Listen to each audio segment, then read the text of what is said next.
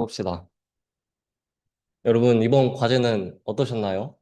이번에 DDA도 직접 해보시고, DB 매핑도, NTT 매핑도 해보시고, 난이도, 아유, 너무 쉬웠다. 나는 이게 좀 더 어려운 걸 내달라. 너무 쉬웠다, 쉬웠다. 할만했다. 할만했다. 할만했다. 할만했다. 아, 그냥 저냥 어려웠다. 아, 그냥 저냥 어려웠다. 너무 어려웠다. 그렇군요. 어려웠군요. 알겠습니다. 어렵죠? 그쵸? 근데 처음 할 때라 어려우신 거고 나중에는 척척 하실 거예요. 그리고 어려우신 것도 알고 있어서 이번 과제는 과제가 아니라 이번 과제는 비록 조별 과제이지만 듀데이트가 약 한 달 정도로 굉장히 길기 때문에 조금 시험 기간이랑 같이 해야 된다는 부담은 더셔도 될 것 같고 내용도 오늘은 좀 쉬운 걸로 준비를 했습니다. 그 원래는 저희가 저번 시간에 DB를 했잖아요. 그래서 그러고 나서 뭐 트랜지션이나 동시성 이슈나 락 이런 걸 다뤄보려고 했는데 지금 마침 거의 시험 기간이 임박했기 때문에 어려울 것 같아서 조금 쉬운 걸로 가졌습니다. 그래서 오늘의 주제는 스프링 부트에서의 주요한 설정을 살펴보는 것입니다. 그래서 간단하게 과제 리캡하고 나서 의존성 주입이 뭔가 제가 자꾸 의존성 주입이라고 얘기를 했는데 저번 시간에 간략하게 설명을 드렸지만 뭔가 정식으로 설명을 드리면 좋을 것 같았어요. 그래서 준비를 했고 스프링에서는 의존성 주입을 어떻게 구현하는지를 보겠습니다. 그리고 스프링의 프로퍼티하고 프로필이라는 그런 뭔가 설정할 수 있는 도구라 해야 되나? 그런 걸 볼 거고요. 그리고 스웨거라는 API 문서화 툴. 여러분 다 서버 개발자로 오셨지만 토이프로젝트를 하면은 프론트 개발자분들하고도 같이 협업을 하셔야 돼요. 그러면은 여러분들께서 만드신 API를 이 API가 어떤 일을 하는 거고 어떤 입력을 받아서 어떤 출력을 내놓는지를 설명을 잘 해야겠죠? 그거를 되게 적은 수고로 가능하게 해주는 툴입니다. 그리고 CORS. 요거는 보안에 관련된 내용인데요. 그, 지금, 네, 보안에 관련된 내용이고, 이 CORS를 포함해서 프로필, 이런 거를 이번 과제에서 당장 쓰지 않으실 수도 있어요. 네, 그럼에도 불구하고, 뭔가 지금 아니면은 요거를 설명드리기가 시간이 애매할 것 같아서 지금 갖고 왔습니다. 특히 CORS는 지금 과제에서 쓰지 않더라도 나중에 토리 프로젝트를 하면은 거의 무조건 마주치게 되실 에러라고 보시면 돼요. 네, 그러면은 리캡을 해봅시다. 일단은 요 링크에 저희 이번 과제 레포가 있어요. 이번 과제 레포는 저희가 기터 클래스룸을 쓰지 않습니다. 왜냐면은 조별 과제고 뭔가 지금까지 개인 과제처럼 클래스룸 이용해서 채점할 게 아니라서 그냥 아예 다른 레포로 뒀어요. 그래서 여러분께서는 각 조별로 조마다 얘를 포크한 레포를 하나씩 만드셔서 그 레포에서 협업을 진행해 주시면 됩니다. 그리고 동시에 얘가 모범 답안이죠. 어, 잠시만요.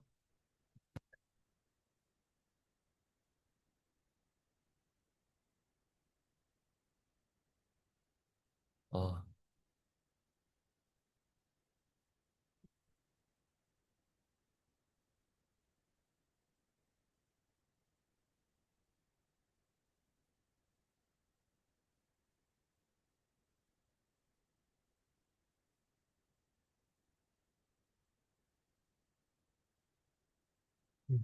이것이 뭐.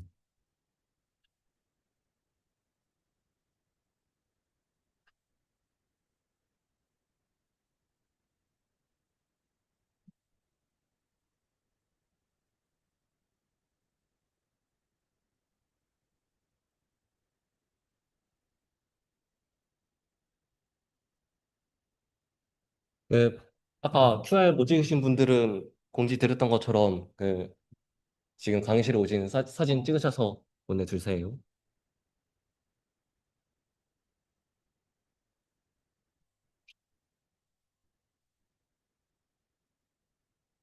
아, 오케이.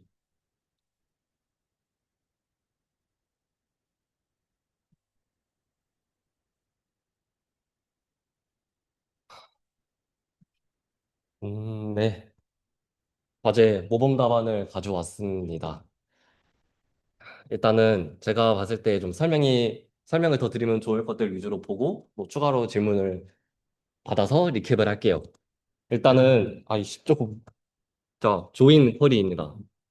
여러분이 조인을 어디서 하셔야 되냐면, 포스트를 페이지네이션 해올 때, 걔의 포스트의 유저하고 뭐지? 보드를 같이 가져와야 됐고, 댓글을 가져올 때에도 댓글의 작성자 유저를 같이 가져와야 됐어요. 근데 요거를 제가 쿼리 카운터라는 이상한 걸 만들어가지고 두 개의 제한을 걸어버렸습니다. 그래서 그거를 어떻게 풀면 되었냐라는 건데, 포스트 레포지토리에 저는 이렇게 작성을 했어요. 보이시나요? 이렇게.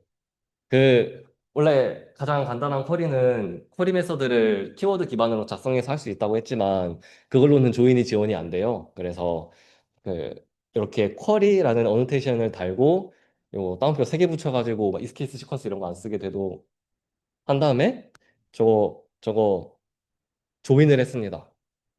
네, 조인을 할 때 보면은 유저하고 보드를 조인하죠. 그리고 조인의 기준은 PK랑 웨르키가 일치한다 이런 거고 그렇게 해서 가져온 내용을 봅시다. 그러면은 그쵸. P.5 어쩌고 해가지고 포스트에서 필요한 내용을 한번 가져와요. 그리고 유주에서 필요한 내용도 가져오고 보드에서 필요한 내용도 가져옵니다. 네, 얘들이 다 as가 붙어 있죠. 이 as는 어디에 쓰이는 값이냐라고 하면은 스프링 프로젝션에서 보는 값이 됩니다. 프로젝션이 뭐냐면 그 엔티티가 그 레포지토리에서 쿼리를 해올 때 반환받을 타입을 엔티티가 아니라 별도로 정의한 데이터 클래스로 매핑해 준다. 이 기능이 프로젝션이에요. 그래서 보시면은 저는 포스트 with user and board라는 별도의 데이터 클래스를 만들었죠. 얘는 얘는 엔티티가 아닙니다. 보면은 엔티티였으면 이렇게 테이블 이런 게 붙어 있어야 되는데 아이디 이런 것도 있어야 되는데 그런 거 없죠. 그냥 완전 플레인한 객체인 거죠.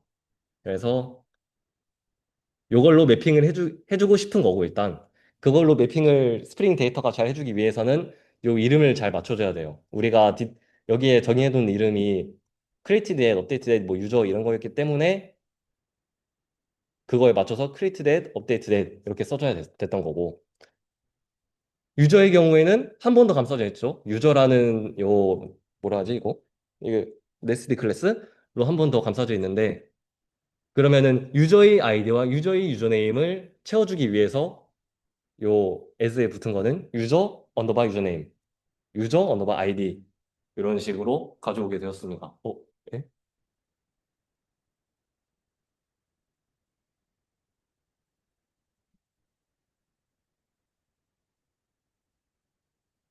음. 그래서 정리하면 조인을 하는 방법은 요 쿼리 어노테이션 붙여가지고 조인 쿼리를 그대로 써주고 as만 as 뭐죠? 이름을 뭐라 하지? 저 이름만 잘 붙여가지고 프로듀싱이 잘 되게 만든다입니다. 그러면은 얘를 서비스 단에서 가져와서 그쵸. 그래서 얘로 DTO를 만들어서 리턴 해주면 되는 거였죠.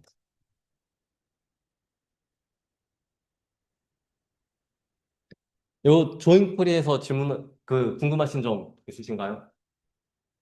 네. 몰파이. 그룹 바요. 잠시만요. 어라?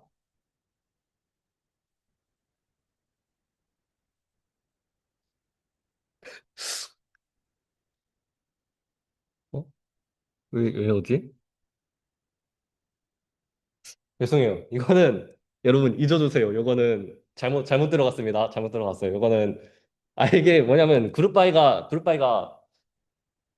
여러분 SQL은 다 제가 혹시 그룹 바이가 뭔지 안다.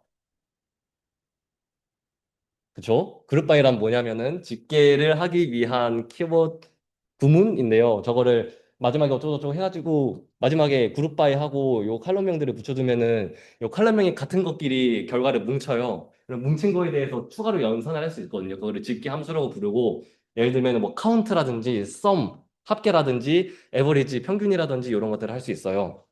근데 보면은 그런 거 없죠. 딱히 일단 집계함수 이런 거 없고 뭐 딱히 그룹 바이를 할 필요도 없는 퀄이었는데 잘못 들어갔다. 이거는 잊어주시면 감사하겠습니다.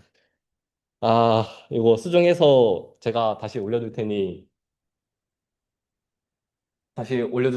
그 포크를 나중에 하시든 아니면 포크 해두시고 싱크를 해주시든 하시면 감사하겠습니다.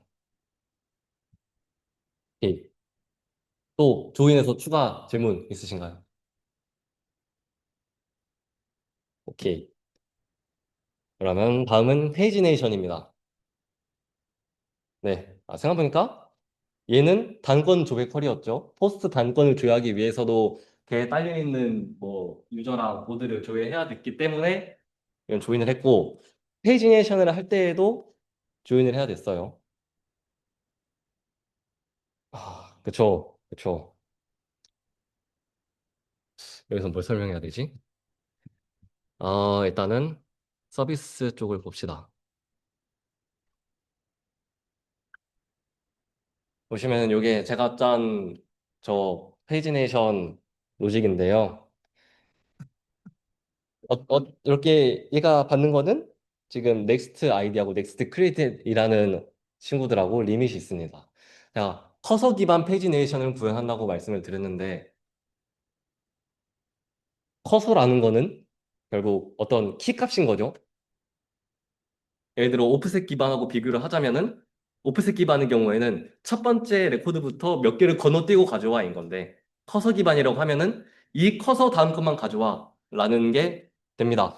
그래서 여기에 있는 next created at과 next id가 커서예요. 그래서 좀 더 코드를 읽어보면은 뭐 이런 식으로 합니다. next created하고 next id라는 거를 이용해서 요 레포지토리 함수를 불러요. 그러면은 얘가 create next id 받아서 요 부분에 씁니다. 요 웨어 조건을 보면은 일단 보드 아이디가 일치하는 호스트 중에서 create 대시 어, 네. create 대시 저거 더 작은 애들 그러니까 더 과거의 애들을 가져온다. 죄송해요. 저도 코드가 오래 짠지 오래돼가지고 설명이 잘 안 나오는데 일단 오토바이를 보면은 크리에이티드하고 아이디로 정렬이 내림차순 정렬이 되어 있어요. 제가 스펙에 써놨던 게 생성 시간 내림차 순으로 페이지네이션을 해야 된다였죠. 가장 최근에 올라온 게시물부터 볼 수 있게. 그래서 크리에이티드 데스크로 그게 디페이징으로 걸려 있는 거고 그리고 거기에 아이디도 그 다음 부분으로 들어가 있습니다. 그리고 얘는 무슨 뜻이 되냐면 필드드 에지 완벽히 같은 포스트의 경우 아이디가 아이디 내림 차순으로 정렬한다 인 건데 네. 그래서 크리에이티드 에지 같은 경우에는 아이디를 가지고 또 한 번 더 정렬을 해주는 로직이에요. 근데 이런 질문이 있을 수 있죠. 우리는 DB를 보면은 몇이지? V3인가?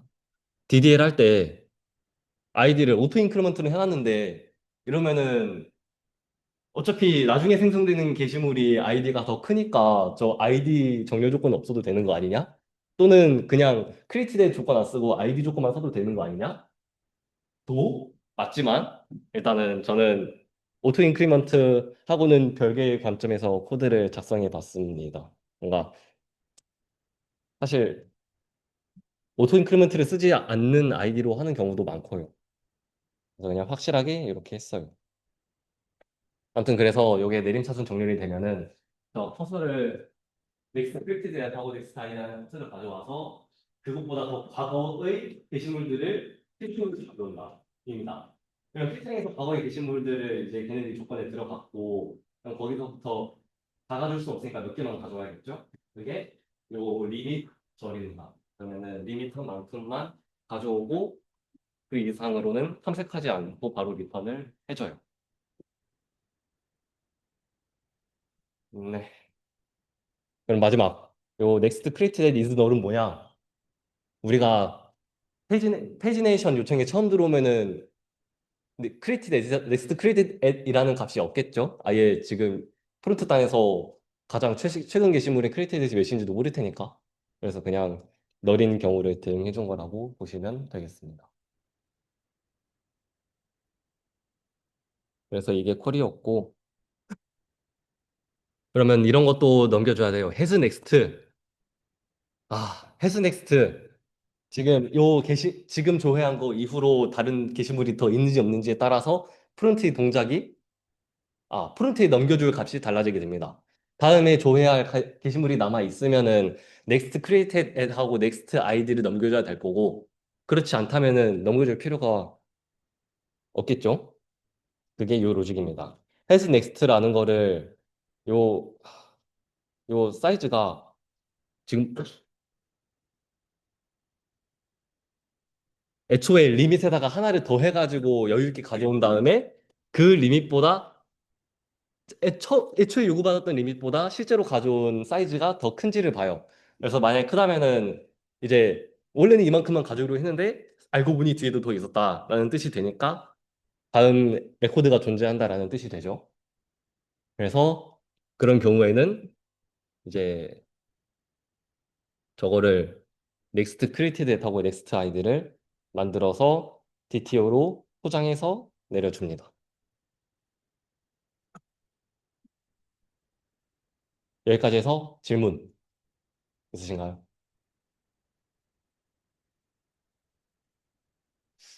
네. 이 코드는 또 나중에 보시면서 쓰시면 될 것 같아요.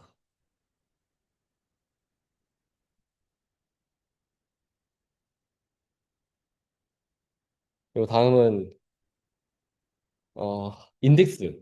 혹시 인덱스 두신 분 계신가요? 과제에서? 인덱스를 뒀다. 어, 좋습니다. 좋습니다.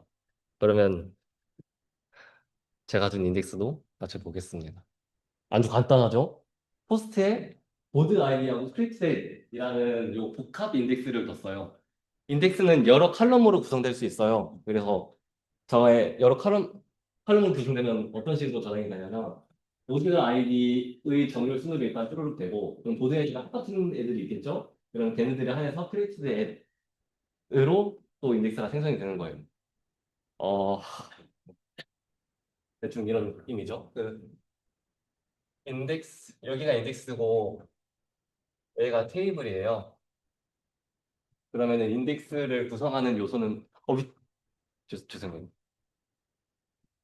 인덱스를 구성하는 요소는 아까 보드 아이디가 있고 뭐죠? 보드 아이디가 있고 그 크리에이티드 엣이 있고 마지막으로 아이디가 들어갑니다. 이 아이디는 저희가 인덱스의 칼럼으로 명시하지 않더라도 자동으로 들어가요. 그리고 참고로 이 설명은 지금 MySQL의 설명이에요. 다른 데이터베이스에서는 인덱스를 다른 식으로 구현했을 수 있습니다. 아마 그럴 거예요. 그래서 인덱스도 살짝 테이블처럼 이런 식으로 세 개 칼럼을 가지고 있다고 보시면 되고 그러면 여기에 저장되는 순서는 보드 아이디 오름차순으로 쭈루룩 돼요. 그럼 뭐 보드 아이디 111 있다가 222 있다가 333 있겠죠? 그럼 보드 아이디가 똑같은 애들에 대해서는 크리에이티드의 오름차순으로 또 정렬이 돼요. 뭐 2025년 그치 이제 기억이 안 나요. 뭐 10월 1일, 10월 2일 이런 식으로 또 정립되고 그럼 그 다음에 2인 애들이 나왔으니까 이번에는 또 다시 정립이 되죠. 여기서는 뭐 2025년 9월 1일 수도 있겠죠.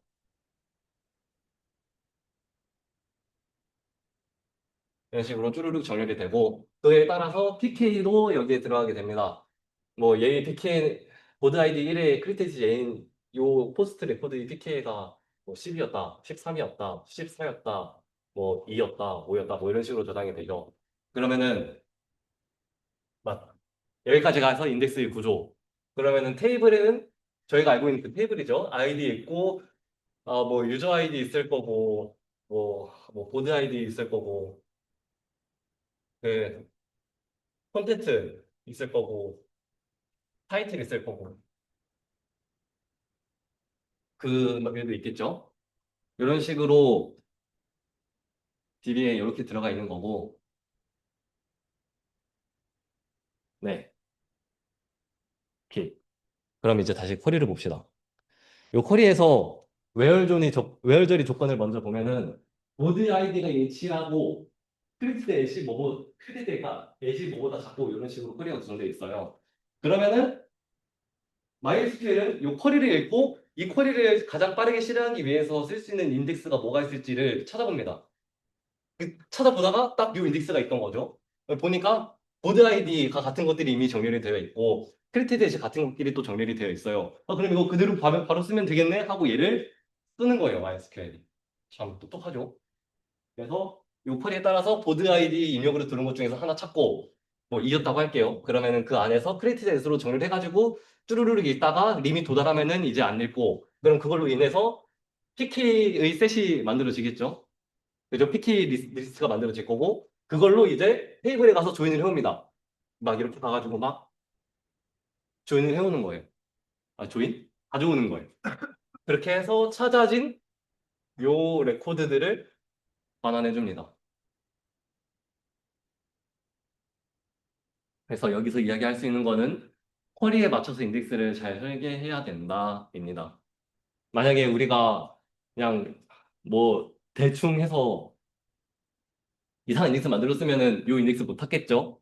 요 인덱스가 없었, 요 인덱스가 아니라 다른 인덱스를 만들어 놨다면은 마이스퀘리 판단하기에 이 쿼리를 돌리기에 얘는 좀 부적절하다라고 판단을 했겠죠. 그럼 어떻게 하냐면 테이블 풀스캔을 때립니다. 테이블을 처음부터 끝까지 다 읽고 웨어전으로 필터링 해가지고 결과를 반환해줘요. 만약에 그러면은 이 테이블에 데이터가 막 수백만 건, 수천만 건 쌓였으면 굉장히 오래 걸리고 비효율적이겠죠. 그래서 이런 식으로 인덱스를 설계하는 게 중요하다입니다. 여기에서 질문 있으신가요? 오케이. 다음은 웨르키 제약입니다. 사실 얘는 뭔가 말씀드릴 생각은 사실 없었고 그냥 제가 별 생각 없이 넣어놨는데 이거거든요. 근데 이게 또 질문을 주셔가지고 답변 드린 김에 공유를 드리려고 합니다. 일단 말씀드리는 거는 웨르키하고 웨르키 제약은 다른 거예요. 웨르키 저번 시간에 이야기를 했었죠. 뭐냐면은 이런 유저 아이디나 보드 아이디처럼 다른 엔티티의 PK를 담고 있는 칼럼, 다른 엔티티 PK를 웨르키라고 불러요. 그럼 이 웨르키를 이용해서 연관된 다른 테이블의 레코드를 조회할 수 있는 거고요. 근데 웨르키 제약은 이 웨르키에 제약을 걸어두는 거예요. 어떤 제약이냐 하면은 데이터의 정합성을 잘 맞추기 위한 제약입니다. 자, 이게 포스트였죠. 포스트 아이디 뭐 1번이라고 할까요? 얘가 유저 아이디로 10번, 유저 아이디 10번이라는 애가 이 포스트를 만들었다고 해볼게요. 이 레코드를.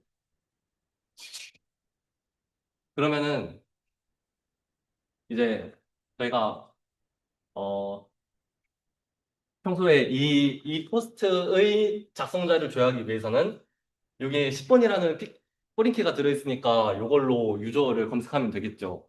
근데 만약에 유저가 탈퇴를 했어요. 유저가 탈퇴를 해서 더 이상 10번 아이디 유저는 존재하지 않는 거예요. 근데 저희가 그냥 나는 일본 포스트가 조회됐다 해가지고 10번 유저를 조회하려고 하면 이제 없다고 뜨겠죠. 문제가 생기겠죠. 뭐 이런 식으로 존재하지 않는 레코드를 존재하지 않는 레코드를 참조하게 될 수가 있습니다. 그래서 그런 경우를 방어하기 위해서 포린키 제약이라는 거를 이렇게 걸어줄 수 있어요. 그럼 얘가 어떤 일을 하게 해주냐? 10번 유저를 삭제하려고 하면 막아줍니다. 우리가 다른 탭을해서 delete from delete from user where id equal 10 하면은 에러 나면서 삭제가 안 돼요. 또 아니면은 유저의 아예 PK를 바꿔버린다. 이 10번 유저의 PK를 막 9로 바꾸려고 한다.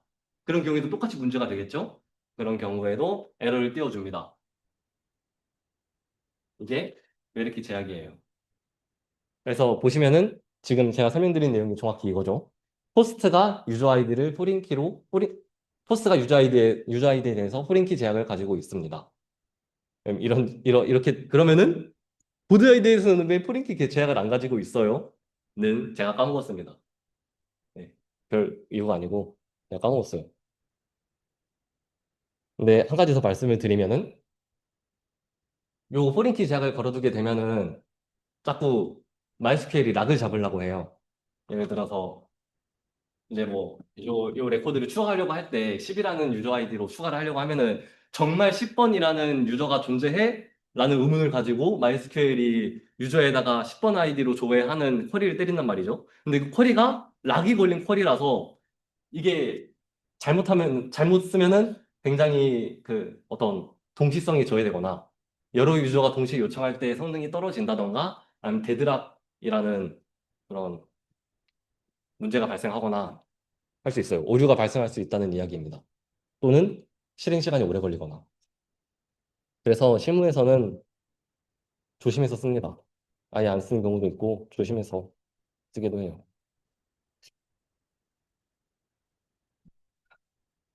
외래키 제약에 대해서 추가 질문 있으신가요? 네. 인덱스에서 하는 어우, 네. 아, 부분을 보면 그 인덱스 보드 아이디나 KTBS를 활용해서 그런 게 있는데 네. 이제 저는 이건 보드 아이디하고 KTBS를 그 네임차순으로 그다음에 뒤에 아이디를 네임차순 이렇게 했거든요. 좋습니다. 그래, 이제 네. 그 일단 첫 번째 궁금증은 오른차순과 내림차순 중에 뭐가 좀 더 효율적인 분명하고 두 네. 번째는 뒤에 아이디를 명시하고 붙이는 거랑 안 붙이는 거. 너무 좋습니다. 그러면은 일단 두 번째 질문이 조금 더 쉬워서 먼저 답변을 드릴게요. 두 번째 질문은 복합 인덱스의 마지막 칼럼으로 아이디를 추가하는 것과 추가하지 않는 것이 어떤 차이점이 있냐인 건데 MySQL이 인덱스를 만들 때 자동으로 마지막에 아이디를 포함을 해줍니다. 그래서 우리가 아이디를 포함하든 포함하지, 그러니까, 어, 일단은 아이디가 이미 포함되었으므로 굳이 마지막에 아이디를 더 붙여줄 필요가 없다입니다. 근데 마지막에 그럼에도 불구하고 아이디 컬럼 하나 더 붙였다고 하면은 아마 이렇게 되지 않을까 싶긴 한데, 아이디가 하나 더 붙지 않을까 싶긴 한데, 그렇게 하고, MySQL은 어차피 이 칼럼을 안 읽을 것 같아서 얘는 그냥 공간 낭비가 되지 않을까 하는 의문을 갖고 있는, 그런 생각을 가지고 있는데 이게 사실인지는 잘 모르겠네요. 어쨌든 아이디 칼럼은 넣을 필요가 없다고 생각했어요. 그러면 다시 첫 번째 질문은, 그, 그, 요,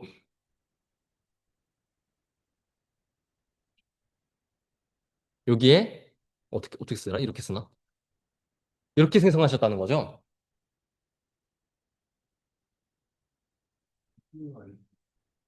아, 크리에이티브 아이디 그렇군요. 오케이. 그러면은 이렇게 하는 거랑 무슨 차이가 있냐라는 거는 꽤 큰 차이가 있습니다. 일단은 여기 없으면은 기본적으로는 오름차순 정렬으로 인덱스가 만들어져요.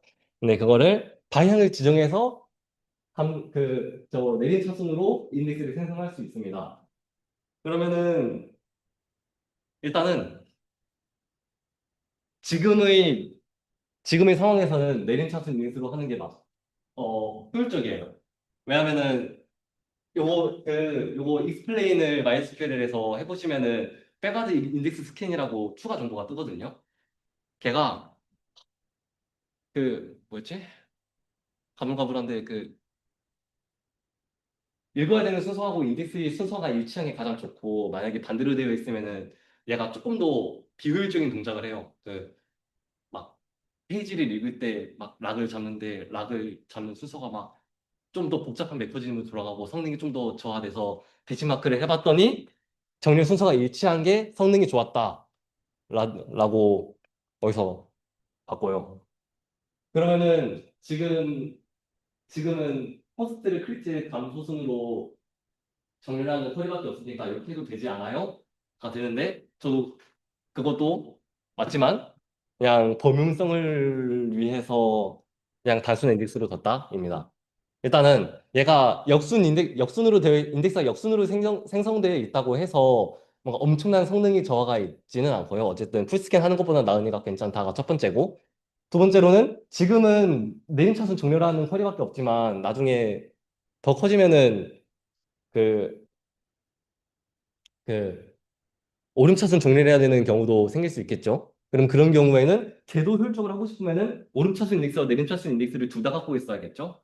근데 이거는 조금 저는 별로라고 생각했고, 그래서 인덱스는 일단 하나만 두되 조금 더 범용적인 방향으로 그냥 기본 값으로 두자가 저의 선택이었어요. 근데 저는 개발에 정답은 없다고 생각하고, 여러분께서 이게 옳아 하고 주장을 하신다면 그것이 정답입니다. 저는 이렇게 생각을 했다.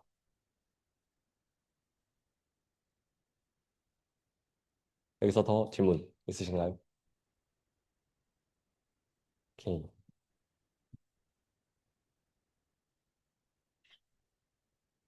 몇 시지? 46분. 오늘은 제가 넉넉하게 시간을 7시까지로 잡아놨어요. 하지만 아마 그것보다 빨리 끝나지 않을까, 내용이 간단해서.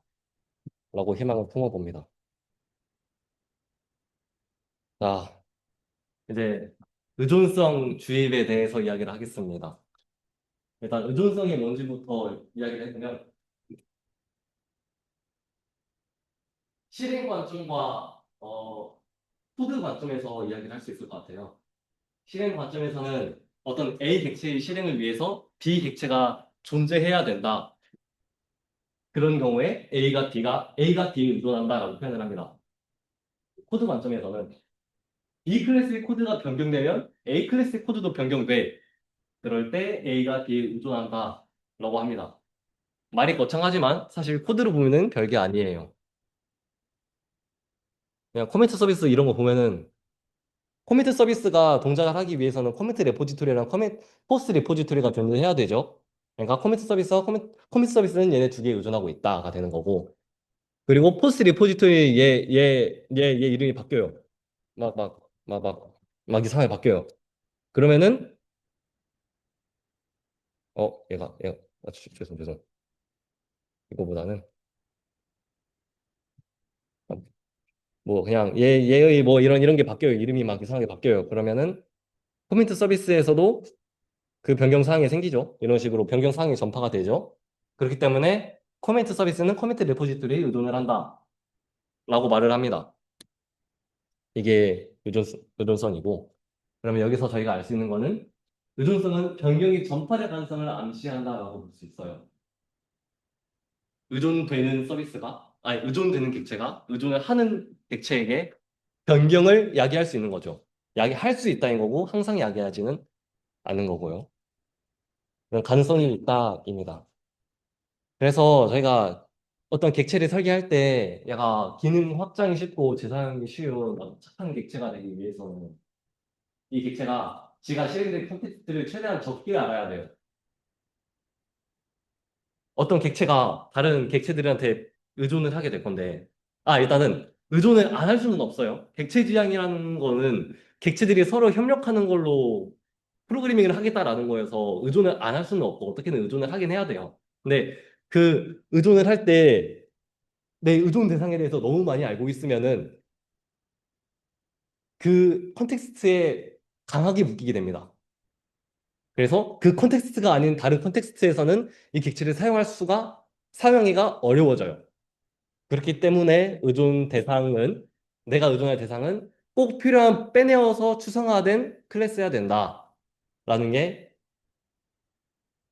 개념적인 이야기. 어렵죠? 코드를 봅시다. 이런 서비스가 있어요. 오더 서비스라는 친구가 있습니다. 오더 서비스는 그냥 주문을 생성하는 일을 하고 있는데 프리트 오더라는 메서드를 가지고 있죠. 그래서 얘가 운전하는 대상은 유저 레포지토리, 프로덕트 레포지토리, 카카오 페이먼트 아니 서비스예요. 근데 여기서 문제점이 뭘까요?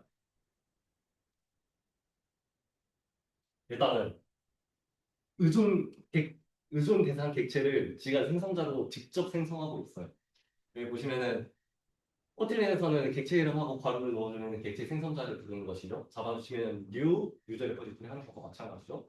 이런 식으로 본인이 창조할, 의존할 객체를 직접 생성하고 있고, 게다가 의존하는 클래스가 어떤 추상화된 클래스가 아니라 굉장히 구체적인 클래스예요.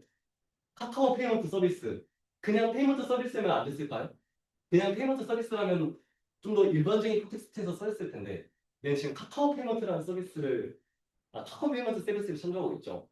그러면 우리가 네이버 페이를 쓰고 싶거나 토스페이를 쓰고 싶으면 이 클래스 쓸 수 있을까요? 어렵겠죠. 쓸 수 있다고 하더라도 여기 그러면 이제 토스 페이먼트 서비스가 생길 거고 네이버 페이먼트 서비스가 생길 거고 굉장히 엄청 더러운 코드가 되겠죠. 제 사용이 없다는 이야기. 그리고 추가로 뭐 이제 그쵸 이게 아까 했던 얘기고 예를 들어서 카카오 페이먼트 서비스에 필요한 생성에 필요한 인자가 늘어났어요. 예를 들어서 카카오 지금은 아무 인자도 안 받고 생성할 수 있는데 뭐 추가로 뭔가를 받게 될 수 있죠. 오직 카카오 페이먼트 서비스를 위해서. 그러면은 그런 경우에 또 오더 서비스에 코드 수정이 발생해야겠죠. 그래야 여기에 뭔가 인자를 추가해주는 코드가 생기겠죠. 이런 식으로 카카오 페이먼트 서비스에서만 있어야 되는 변경이 오더 서비스에 전파가 된다. 입니다.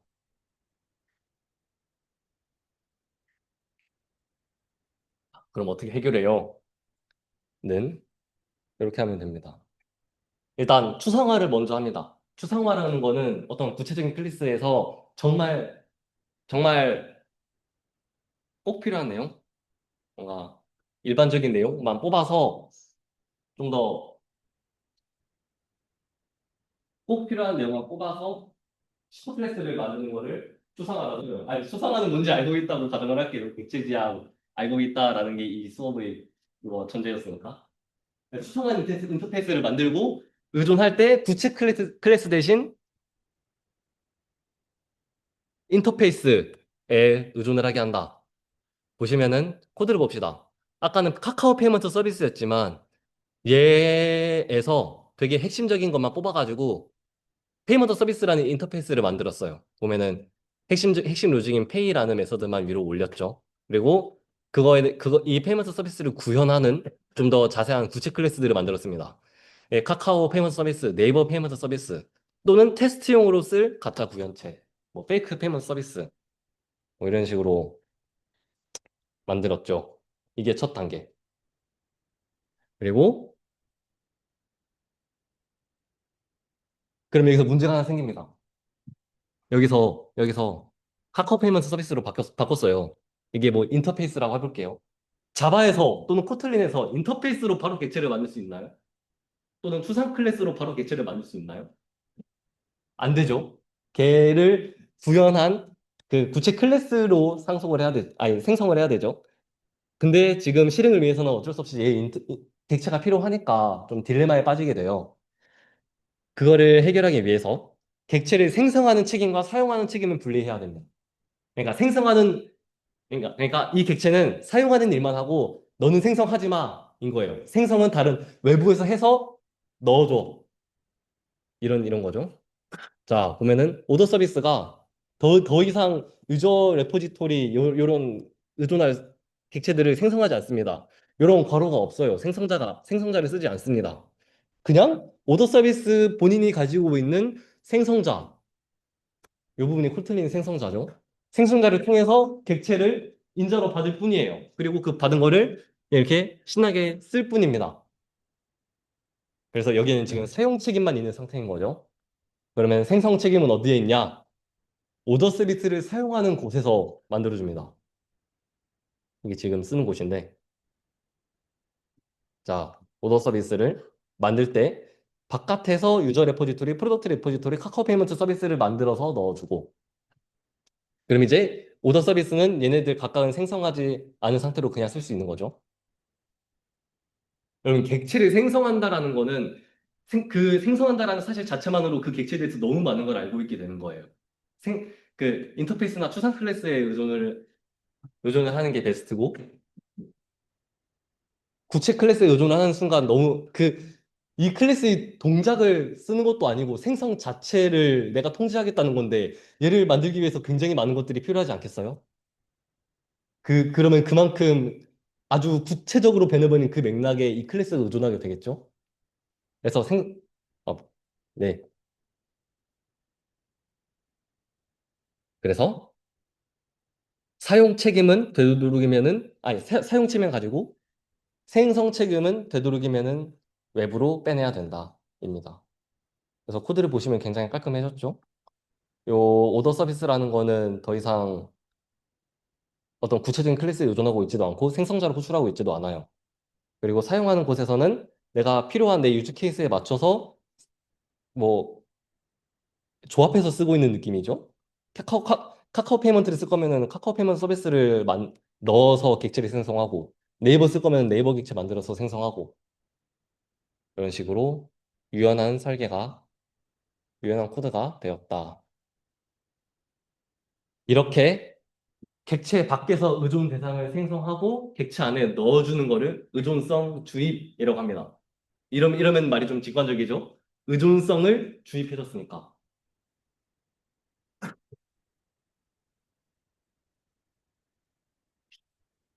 여기까지 해서 질문 있으신가요? 오케이. 테스트용 가짜 구현체는 뭐예요? 만 하나 설명하고 가겠습니다. 그냥 이거는 어, 간단한 건데 우리가 테스트를 작성할 때 이런 테스트도 작성할 수 있잖아요. 뭐 이 상품을 결제하면은 만 원이 뭐 결제하면은 어디에서 잔고가 빠져나간다. 이런 테스트 작성하고 싶을 수 있는데 테스트 돌릴 때마다 저희가 카카오페이를 실제 결제를 발생시키기에는 상당히 위험하겠죠. 테스트는 로컬에서도 돌릴 수 있는 거고 저기 리모트에 올라가서도 돌 수 있는 거고 굉장히 자주 돌 수 있는 건데 그럴 때마다 결제가 계속 발생을 하면은 재무팀에서 화를 내겠죠. 그래서 그런 경우에 테스트는 잘 할 수 있으면서도 실제 결제는 발생시키지 않기 위해서 페이크용 구현체를 만들어줄 수 있는 거죠. 그래서 이 페이크 서비스를 보면은 그냥 프린트 LM만 하고 맙니다. 실제 결제기 로직은 없고 그냥 결제하는 척만 하는 거죠. 그러면 테스트 코드에서는 요 실제 결제가 일어나는 객체를 사용하는 게 아니라 요 페이크용 객체를 사용해서 테스트를 하면 된다. 입니다.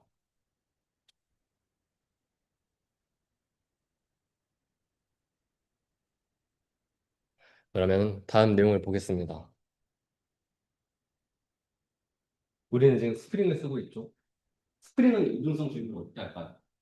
의존성 주입 프레임워크는 많고 많습니다. 막 여러분이 스프링 세미나가 아니라 다른 뭐 안드로이드든 뭐 패스트 API도 그렇죠? 뭐 프로트를 듣든 의존성 주입은 항상 나오는 주제예요.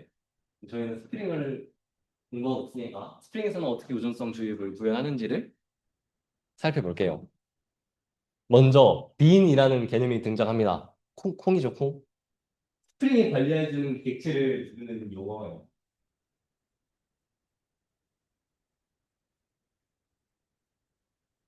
이런. 자, 스프링이 관리해준다는 뜻이 뭐냐면 IOC 컨테이너라는 곳에 객체를 담아두고 관리를 해줍니다. IOC가 뭔데? 제어 역전이라는 거고, 예, 지금 우등성 주입 얘기한 것처럼 개발자가 직접 객체를 생성하는 기존의 방식과는 다르게 반대 방향으로 생성이 들어오니까 제어가 역전되니까 IOC야 라는 얘기인데 필요 없고 그냥 DI 컨테이너라고 생각하셔도 돼요. 지금은 IOC든 DI든 크게 구분 안 하셔도 될 것 같습니다. 어쨌든 컨테이너라는 어느 이상한 곳에 객체를 담아두고 관리를 해줘요. 그리고 이렇게 만들어낸 객체는 한 곳만 만들어서 여러 곳에서 재사용합니다. 싱글턴 패턴이 적용되는 거죠. 싱글턴 패턴에 대해서 알고 있다. 없습니다. 싱글턴 패턴은 우리가 객체를 프로그램, 우리 애플리케이션 내에서 단 하나만 만들어 놓고 쓰겠다는 거죠. 보통은 클래스 있으면 그거에 대해서 객체 막 이렇게 만들어가지고 쓰잖아요. 막. 근데, 뭐, 예를 들면은, 요 코멘트 DTO. 이런 거 그냥 요청 들어올 때마다, 응답 줘야 될 때마다 코멘트 DTO 신나게 만들어가지고 계속 만들어서 내려주잖아요. 근데 그게 아니라, 한 번만 만들어 놓고 모든 곳에서 그거를 재사용하게 쓰는 패턴을 싱글턴 패턴이라고 해요. 그래서, 네, 빈이라는 거는 싱글턴으로 애플리케이션에 단 하나만 존재하는 객체다. 입니다. 그리고 다른 객체에서 필요로 하면 주입을 해준다. 아직 감이 잘 안 오실 수 있는데 여러분께서 쓰고 계셨던 컨트롤러 서비스 레포지토리가 빈입니다. 여러분 뭔가 코딩 하시면서 코멘트 DTO하고 코멘트 서비스하고 뭔가 사용하는 게 다른데? 라는 걸 느끼시지 않으셨나요?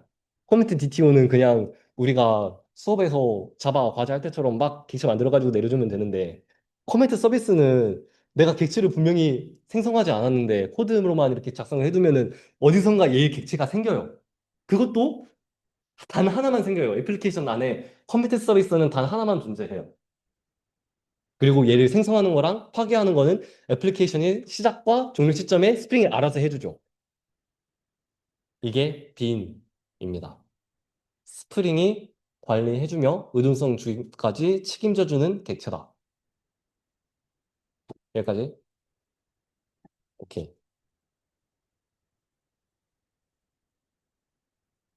그럼 이제 동작 과정을 한번 쭉 볼게요.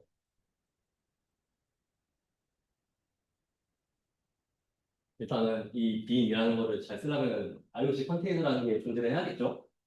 빈은 IOC 컨테이너가 관리해주는 애니까 당연히 IOC 컨테이너가 존재를 해야 되는데 얘는 스프링부터 시작 시점에 만들어집니다.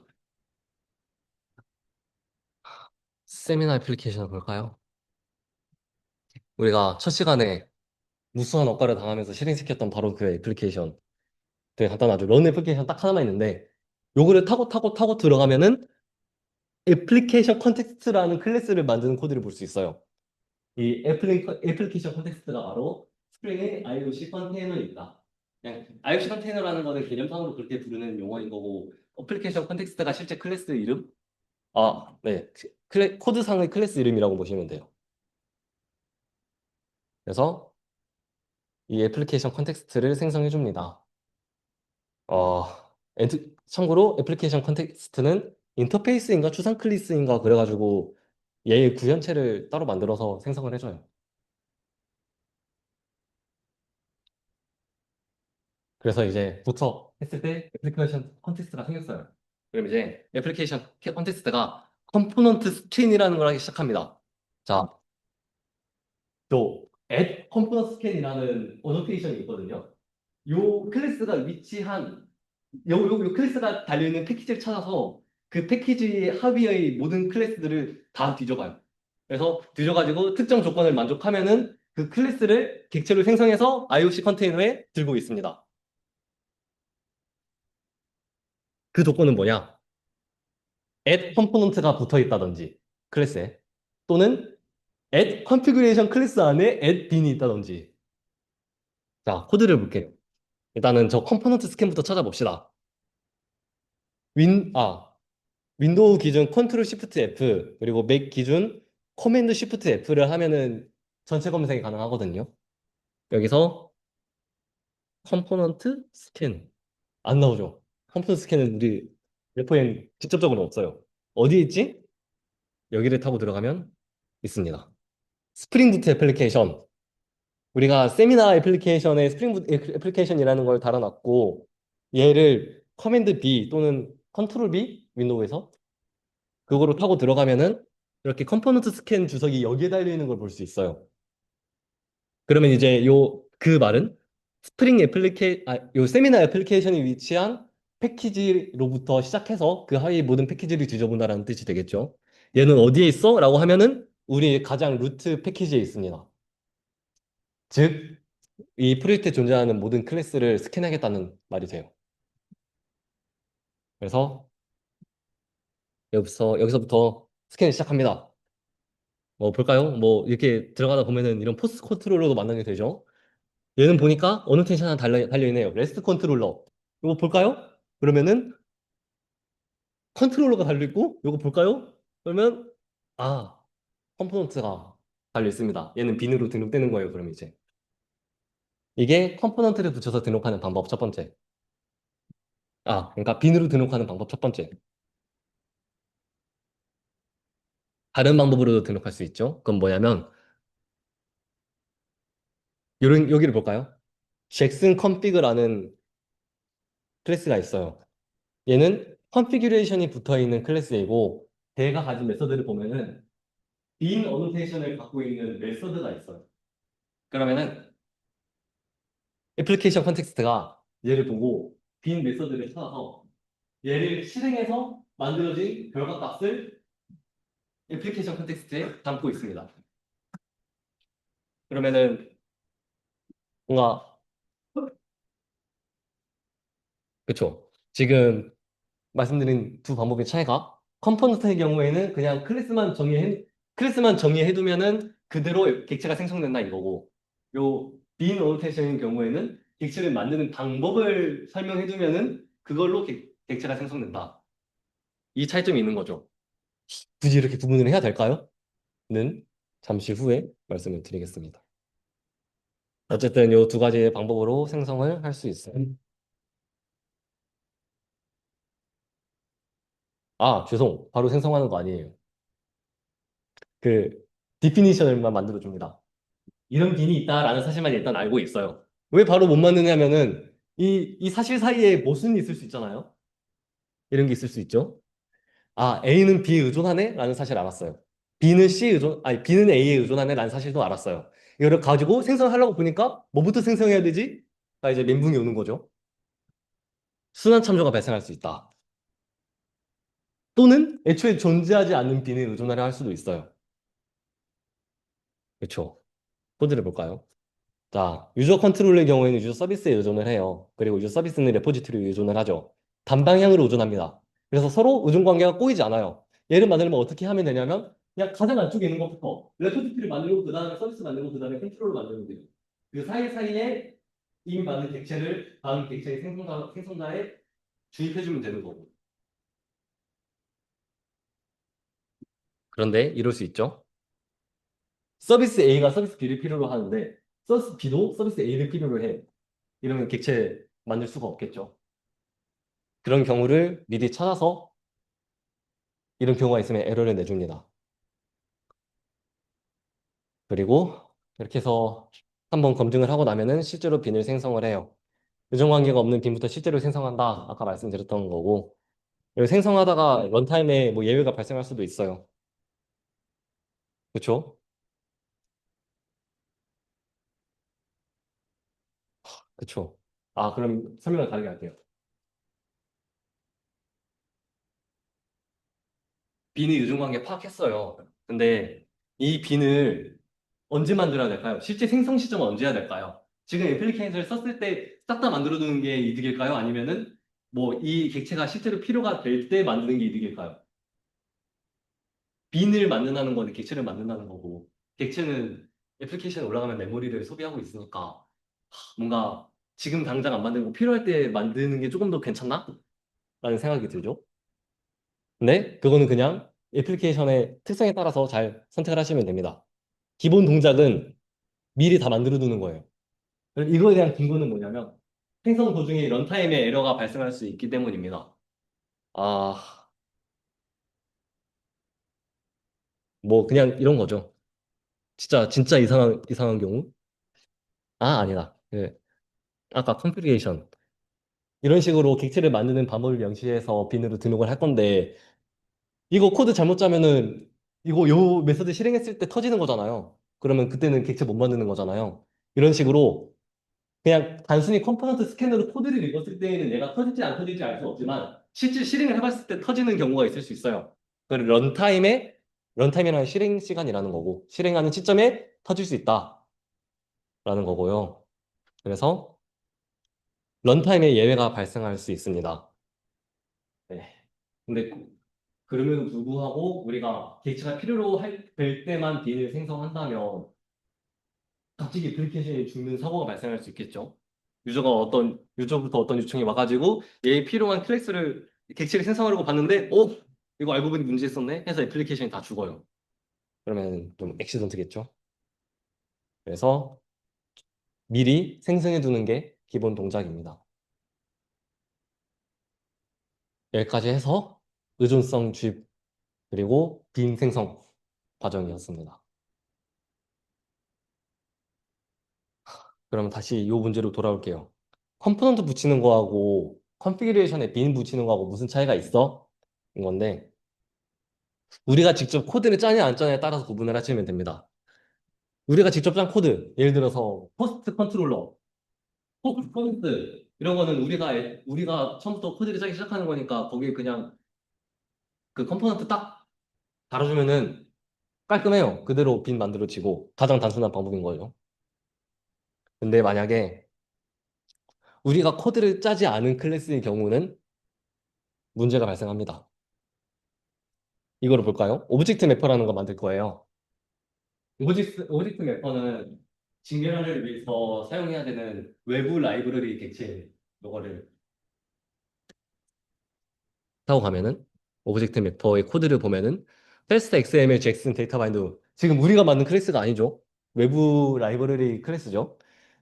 근데 어떤 일이 있었냐면 제가 만들 때 잭슨 요 클래스를 사용하기 위해서는 얘를 코틀린에서 사용하려면 별도의 커스텀을 해줘야 돼요. 그래서 커스텀된 객체를 만들어야 되는데 이 객체를 만들어서 빈으로 등록을 해야 되는데 여기다 컴포넌트를 붙일 수가 없는 거예요. 왜냐하면 제가 짠 코드가 아니니까. 이 오브젝트 매퍼는 제가 짠 코드가 아니니까 여기다가 못 붙이잖아요. 여기다가 막 컴포넌트 리드오리라고 하잖아요. 그럼 어떻게 하지? 이럴 때 빈을 쓰시면 돼요. 그냥 만드는 방법만 명시하면 됩니다. 라이브러리에서 객체를 못 만들게 하는 건 아니잖아요. 요 객체를 어떻게 만드는지에 대해서 기술을 해주고 그 메서드에 빈을 붙이면 된다. 그러면은 애플리케이션 컨텍스트가 요 함수를 실행해서 객체를 얻고 걔를 IOC 컨테이너에 갖고 있는다. 그리고 이 객체를 필요로 하는 클래스가 있다면, 이 객체에 의존을 하는 클래스가 있다면 거기에 주입을 해준다. 입니다.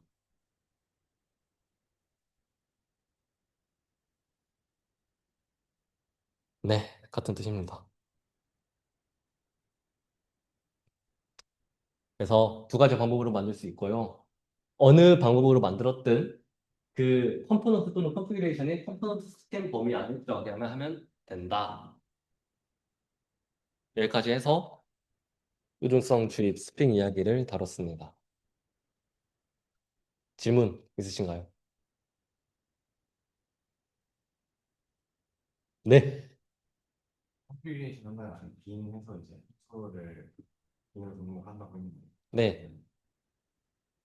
이게 함수 객체가 생성되가지고 하나 네. 들고 있는 거. 함수 객체. 그렇죠. 코트링에서는 함수도 객체죠. 하지만 여기서 만들어지는 건 함수 객체가 아니라 그냥 이 반환값이에요. 이 함수 다시 보면은 오브젝트 매퍼 클래스가 리터 타입이죠. 그리고 그거를 만드는 방법은 오브젝트 매퍼 생성하를 만들어서 뭐 이런 함수 하나 붙여준다. 그러면은 요거를 실행해서 오브젝트 매퍼라는 객체가 만들어질 거고 그 반환값을 IOC 컨테이너에 들고 있는 거예요. 그러면은 그 빈이 붙어 있는 함수는 무조건 생성돼. 생성된다? 실행되는 거죠. 아, 생성자가 실행되어야 되겠다. 클래스에 생성자에만 빈을 붙일 수 있는 빈이 있는 메소드가 생성자이잖아. 아니요. 얘는 그냥 일반 메서드. 그러니까 지금 여기 이 코드에 존재하는 클래스는 잭슨 컨피그라는 클래스고요. 잭슨 컨피그의 생성자의 어노테이션을 빈 어노테이션을 붙인 건 아니에요. 요 잭슨 컨피그 안에 있는 일개 메서드에 빈을 붙였을 뿐인 거고 그러면 스프링 IOC 컨테이너는 이 빈이 붙어있는 메서드를 찾아서 걔를 실행을 하고 실행돼서 튀어나온 반응값을 IOC 컨테이너에 들고 있는 거예요. 한 분 그냥 딱 실행한다. 네, 맞아요. 네.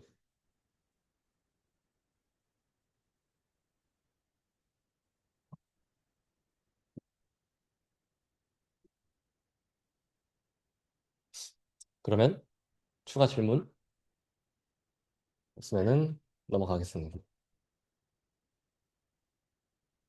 다음은 스프링 프로퍼티입니다. 아, 이제 내용이 참 쉬워졌어요. 정말 단순한 부분.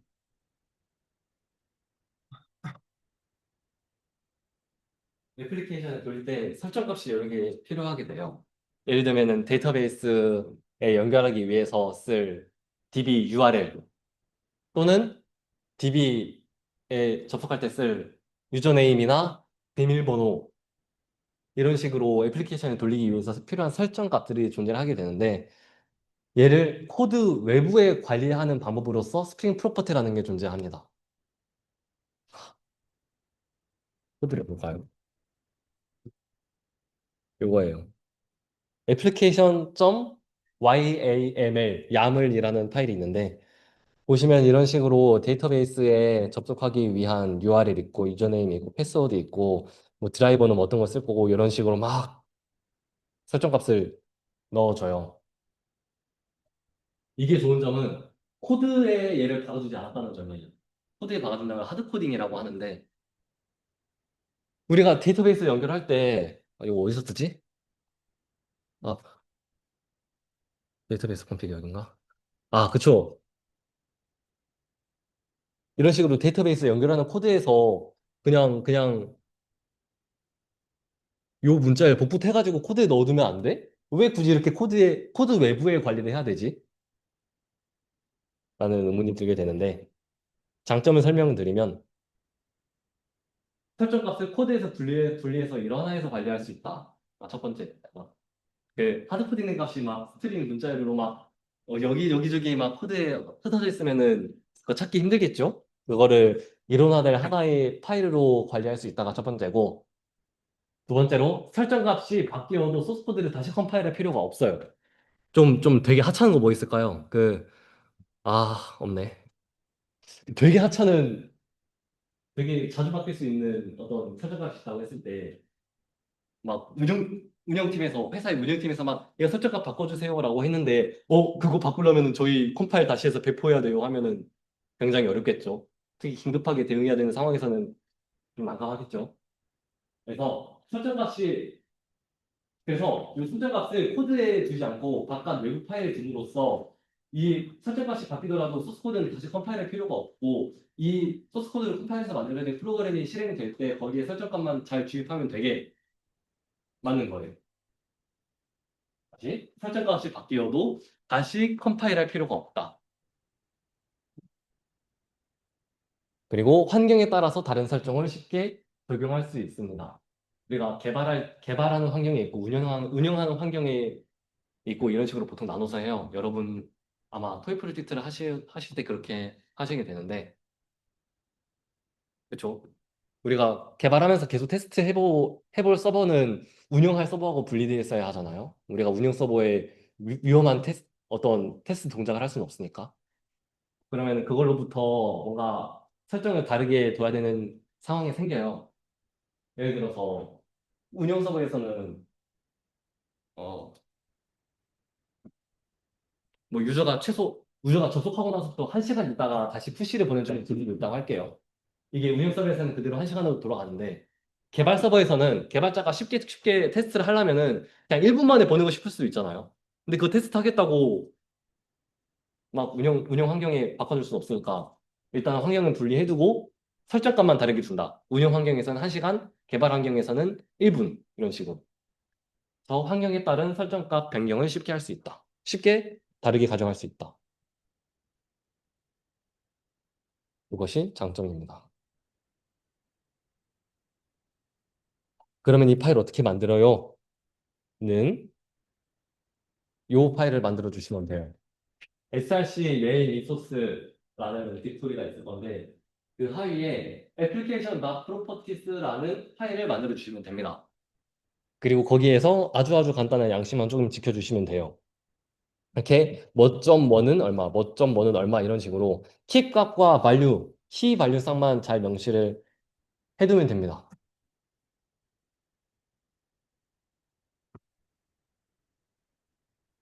그리고 지금 확장자가 properties인데 저희 지금 레포처럼 야무를 써도 돼요. 그러면은 그냥 기능은 완전 똑같은데 표현하는 방법만 바뀐 거예요. 그냥 지금 위에 있는 내용이랑 아래에 있는 내용이랑 완전 똑같은 내용인데 야물로 하면은 좀 더 계층 구도를 눈에 잘 보이게 할 수 있다 정도입니다. 여튼 그렇게 해서 설정 값을 만들어 둘 수 있고요. 그럼 그거를 애플리케이션에서 어떻게 읽어를 보겠습니다. 첫 번째는 value annotation이에요. 저런 식으로 add value하고 따옴표 안에 이런 거 막 이거 뭐 적어주고 키값을 넣어줍니다. 이 키값은 위에서 프로퍼티스에 넣어놨던 그 키값. 그쵸? 그러면 애플리케이션이 실행될 때 앱 네임이라는 변수는 해당 값을 들여오게 되는 거예요. 지금 이 코드에서 앱 네임에 어떤 값을 대입하는 앱 네임 변수에 어떤 값을 대입하는 코드는 없죠. 그럼에도 불구하고 요거를 읽으면은 애플리케이션 네임이 제대로 보입니다. 왜냐하면 애플리케이션이 자동으로 프로퍼티스에서 해당 값을 찾아서 넣어줬기 때문에 이게 첫 번째 방법이고 우리 쓰고 있나? 아, 그렇죠. 이렇게 쓰고 있죠. JWT 토큰 프로바이더 보면은 JWT 토큰을 만들기 위해서는 시크릿 키가 필요해요. 이걸로 우리가 그 암호화를 해서 발급을 하는데 인코딩을 해서 발급을 하는데 그때 사용할 시크릿 값을 코드에 넣어두면은 어, 조금 곤란하겠죠. 예를 들어서 이 프로젝트가 퍼블릭 리포지토리라고 치면은 우리의 인증을 위한 아주 아주 중요한 키값이 깃허브에 그대로 올라가는 건데 굉장히 곤란하겠죠. 이런 경우에는 코드에는 시크릿 키를 넣어두지 않고 외부 파일을 넣어둔 다음에 외부 파일의 보안을 지켜야겠죠. 얘를 뭐 어떤 시크릿한 파일로 따로 관리해서 디이그노를 한다든지 뭐 여러 방법이 있을 거고. 아무튼 우리 코드도 이런 식으로 외부에서 값을 가져올 때 value annotation을 쓰고 있다. 어, 그리고 여기 있는 이 값이죠. 여러분 혹시 코딩 하실 때 이런 거 쓰시면 안 돼요. 이런 거 써서 프로덕션에 올리시면은 털립니다. 저 이것도 그냥 클로드가 짜준 거지. 저 그냥 이렇게 하면 안 돼요. 다음 다음 방법은 environment를 쓴다 했잖아. environment가 뭐냐? 얘도 빈이 일종인데요. 스프링이 내부적으로 자동으로 갖고 있는 빈이에요. 현재 애플리케이션이 실행되고 있는 환경을 나타내는 빈으로 애플리케이션 컨텍스트 시작할 때 자동으로 빈으로 등록됩니다. 그래서 우리는 environment라는 요 클래스를 코드를 짜지 않고도 그리고 객체를 생성하지 않고도 얘를 주입받아서 사용할 수 있어요. 이게 지금 주입받은 거고. 우리 코드에서 어떻게 쓰는지 보면은 여기 있죠. 데이터베이스 콘피그라는 요 클래스가 생성될 때 environment를 주입받아서 얘에다가 get property를 합니다. 그래서 스프링 데이터 소스 URL 가져오고 스프링 데이터 소스 유저네임 가져오고 이런 식으로 해서 데이터베이스 연결 설정을 해두는 거죠.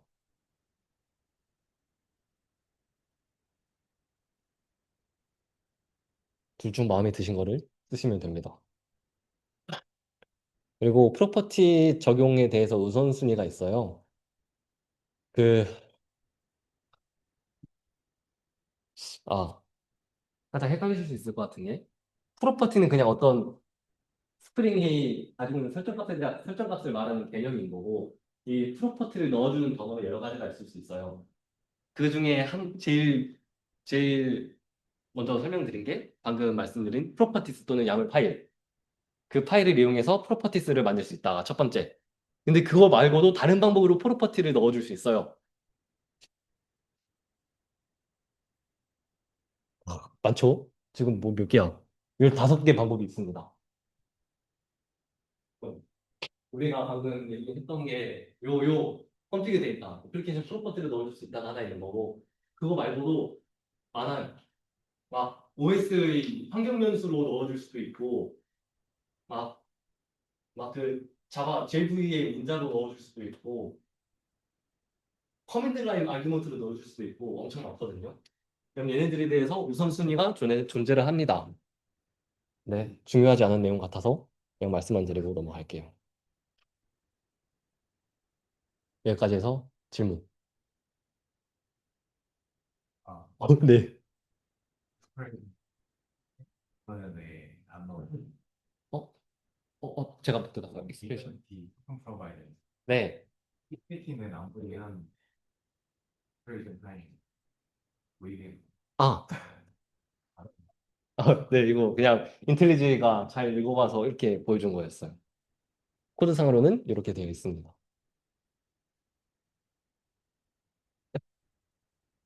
질문. 오케이, 넘어가겠습니다. 다음은 프로필입니다. 프로필은 아까 말씀드렸던 프로퍼티하고 묶- 묶어서 생각하시면 얘가 좋을 것 같아요. 서로 자주 함께 쓰이는 개념입니다. 프로필은 환경별로 다른 설정을 사용하기 위한 방법이에요. 이거 아까 위에서 했던 말이죠. 환경에 따라서 개발 환경, 운영 환경 부분에서 다른 설정 쓴다고. 그렇죠. 뭐 이런 거. 막 개발 환경에서랑 운영 환경에서랑 DB 종류를 다른 걸 쓸 때. 예를 들어서 개발 환경에서는 온메모리로 돌아가는 되게 가벼운 데이터베이스를 쓰고 싶다던가. 또는 로그의 레벨을 바꾸고 싶다던가. 또는 API 주소를 바꾼다던가. 이런 게 있고. 이런 식으로 환경마다 다른 설정을 사용해야 되는데, 자, 설정은 프로퍼티스로 관리를 한다고 했어요. 그러면은 그 설정들 분기는 어떻게 태울까요?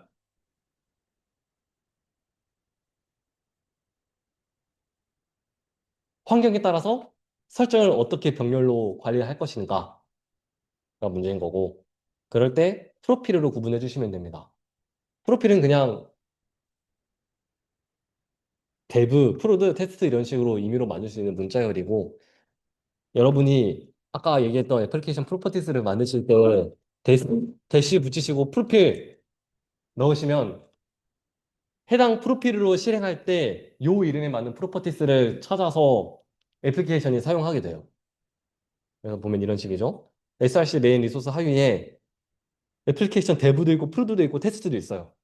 이런 상황에서 우리가 애플리케이션을 실행을 합니다. 그러면 애플리케이션을 실행할 때 어떤 프로필로 실행할 건지를 명시를 하거든요. 여기 보시고. 그럴 때 데브 프로필로 실행하겠다라고 하면은 요 파일을 읽어서 실행하는 거고 프로드 프로필을 읽어서 프로드 프로필로 실행하겠다라고 하면은 요 파일을 읽어서 실행하는 거고 이런 식으로 환경별 설정 구분을 하게 돼요. 그래서 프로필 활성화 방법은 여러 가지 방법이 있습니다. 일단 이렇게 할 수 있어요. 애플리케이션 프로퍼티즈에 스프링 프로필 액티브라는 요 키값에 대해서 value 프로필을 넣어주면 됩니다. 그러면은 기본적으로 실행할 때 dev라는 프로필로 실행하게 돼요. 또는 커맨드 라인 인자 JVM 모션 환경 변수로도 설정 가능합니다. 아까 프로퍼티 얘기할 때 했던 말이죠. 그리고 여러분께서는 아마 이 방법으로 실행하시는 게 가장 편하실 것 같아요. 인텔리제이를 보시면 여기 누르시면은 Edit Configuration이 있거든요. 여기서 여기 액티브 프로필에 그냥 프로필 넣어주시면 돼요. 여기에 로컬 넣으면 로컬이라는 이름의 프로필로 실행하는 거고 데브로 넣으면 데브라는 이름의 프로필로 실행하는 거고 그럼 그거에 맞춘 프로퍼티를 읽어서 실행을 하고 이러한 것입니다.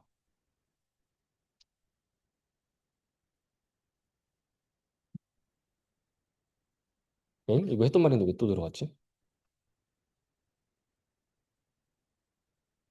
네. 그리고 아까 프로필로 프로퍼티스를 구분할 때 프로퍼티스 파일을 아예 여기 만들어서 썼는데 그게 좀 나는 파일 여러 개 만들고 싶지 않다라고 하시면 이거 쓰셔도 돼요. spring config.activate.on 프로필이라는 거에 프로필 이름 넣어주시고 그 아래에 설정 값을 적어주시고 요 대시로 그 부분만 해주시면 프로필에 따라서 다른 설정을 사용할 수 있습니다.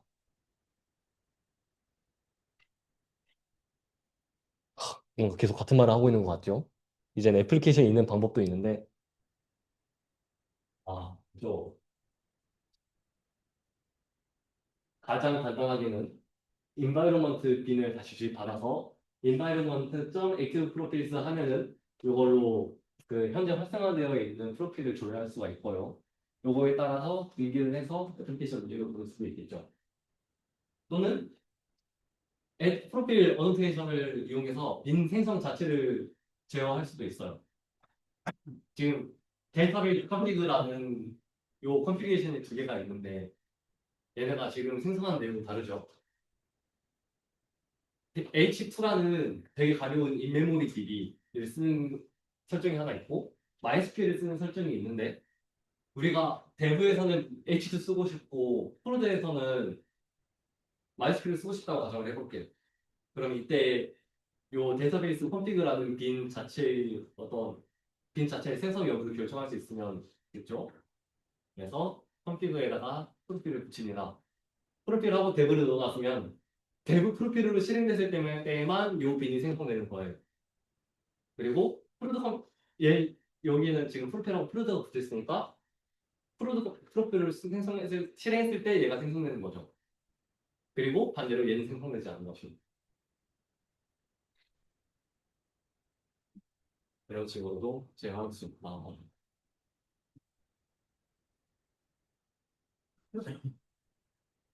여기까지 해서 질문 있으신가요?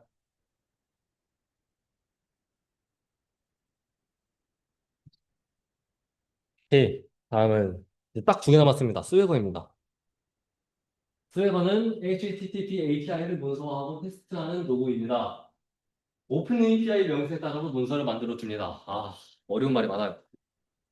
오픈 API가 뭔가?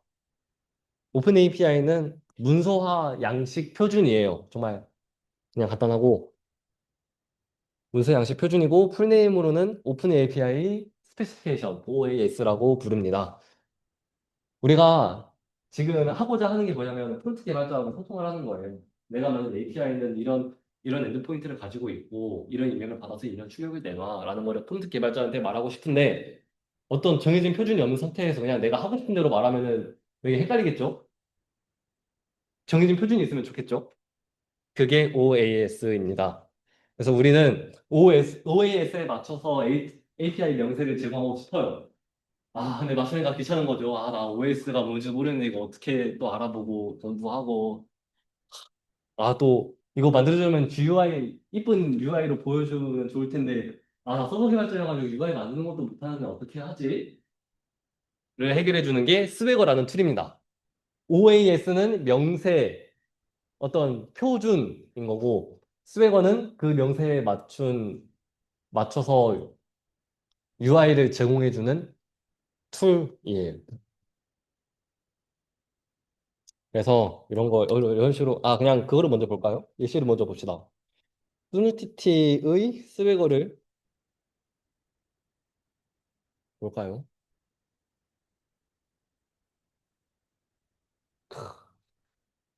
이러다 한번 에러가 날 거예요.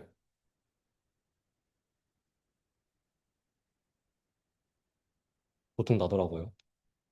아닌가?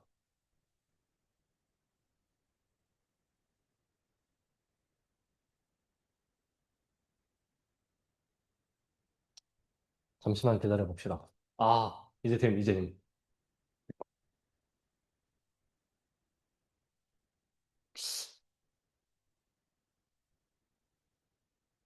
개발 환경이라서 자주 아픈 거예요.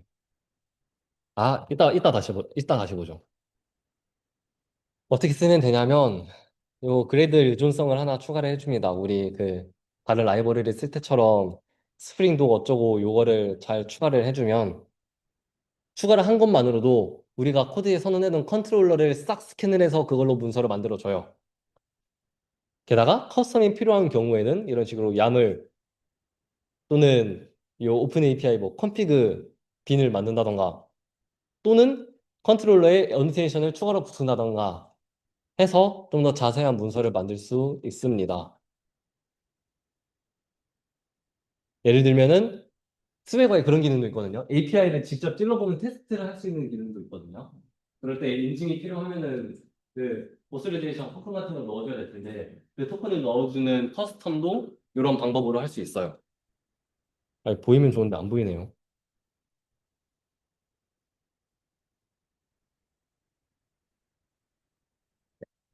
이거 못 보나?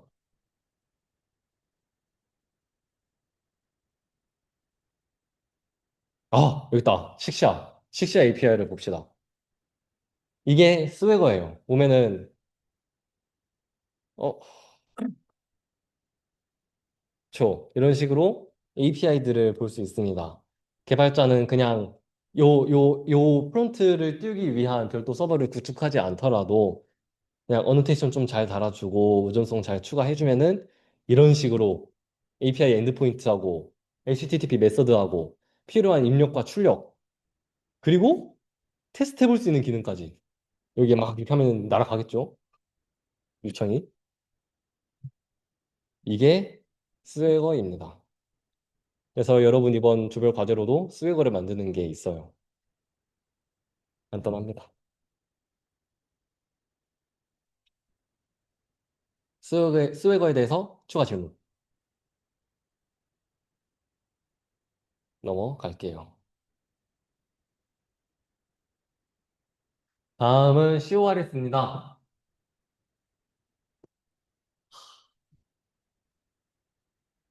여러분이 그 서버를 띄우고 프론트를 띄우고 이제 프론트에 API를 연결해가지고 제대로 API 요청이 잘 들어오고 처리하는지를 보고 싶다고 가정을 할게요. 그럼 이제 프론트에서 버튼 하나 눌러가지고 API를 딱 때렸는데 이런 게 나올 수 있습니다. 지금 개발자도 열어봤는데 지금 에러 떴고 왜 에러 떴지 하고 봤는데 스테이터스가 HTTP 스테이터스가 아니에요. 404도 아니고 500도 아니고 403도 아니고 CORS 에러라는 이상한 게 나와 있습니다. 이게 뭐고 어떻게 해결하는지를 알아볼게요. 일단은 SOP라는 걸 먼저 알아야 해요. SOP는 웹 브라우저의 보안 정책입니다. 같은 출처의 리소스만 자유롭게 접근할 수 있고 다른 출처 리소스는 접근할 수 없다가 SOP예요. 출처가 뭔데? 오리진이라고도 부르고 출처는 프로토콜 도메인 포트의 조합입니다. 여러분이 사이트 접속할 때 이런 식으로 된 URL을 쓰잖아요. 얘가 구성이 어떻게 되어 있냐면 맨 앞에 프로토콜 있고 그 다음에 도메인 있고 그 다음에 포트 있거든요. 얘네 세 개의 조합을 묶어서 오리진이라고 해요. 그냥 어떤 사이트 하나를 식별하는 키인가 보다 뭐 생각해 주시고 생각해 주시면 됩니다. 그래서 다른 출처의 요청이라면 요청을 보냈는데 응답이 돌아왔는데 그 응답을 읽을 수 없게 브라우저端에서 막아줘요. 무슨 뜻이냐면 example.com 3000 해가지고 여러분이 크롬에서 접속을 했어요. 근데 요거 여기서 띄워져 있는 프론트가 갑자기 막 example.net 이런 데 요청을 보냈다고 해볼게요. 그러면 그렇게 해서 요청이 돌아올 테지만 브라우저에서 그 응답을 읽을 수 없게 막아버립니다. 그러면 그 프론트에서 뭔가 에러가 발생하겠죠. 네. 왜 막아야 돼? 는 보안상의 이유예요. 왜 이렇게 길어? 자, 우리가 은행 사이트에 접속을 했다고 해볼게요. 은행 사이트에 로그인을 해서 은행 사이트에 로그인을 했어요. 로그인을 했으면 그 여러 페이지를 이동하더라도 로그인 정보를 믿을 수 있게 해당 은행 사이트에서 인증 정보를 브라우저 쿠키에 저장해봤다고 할게요. 근데 이제 그 뱅크점퍼 인증 쿠키가 나와 있죠.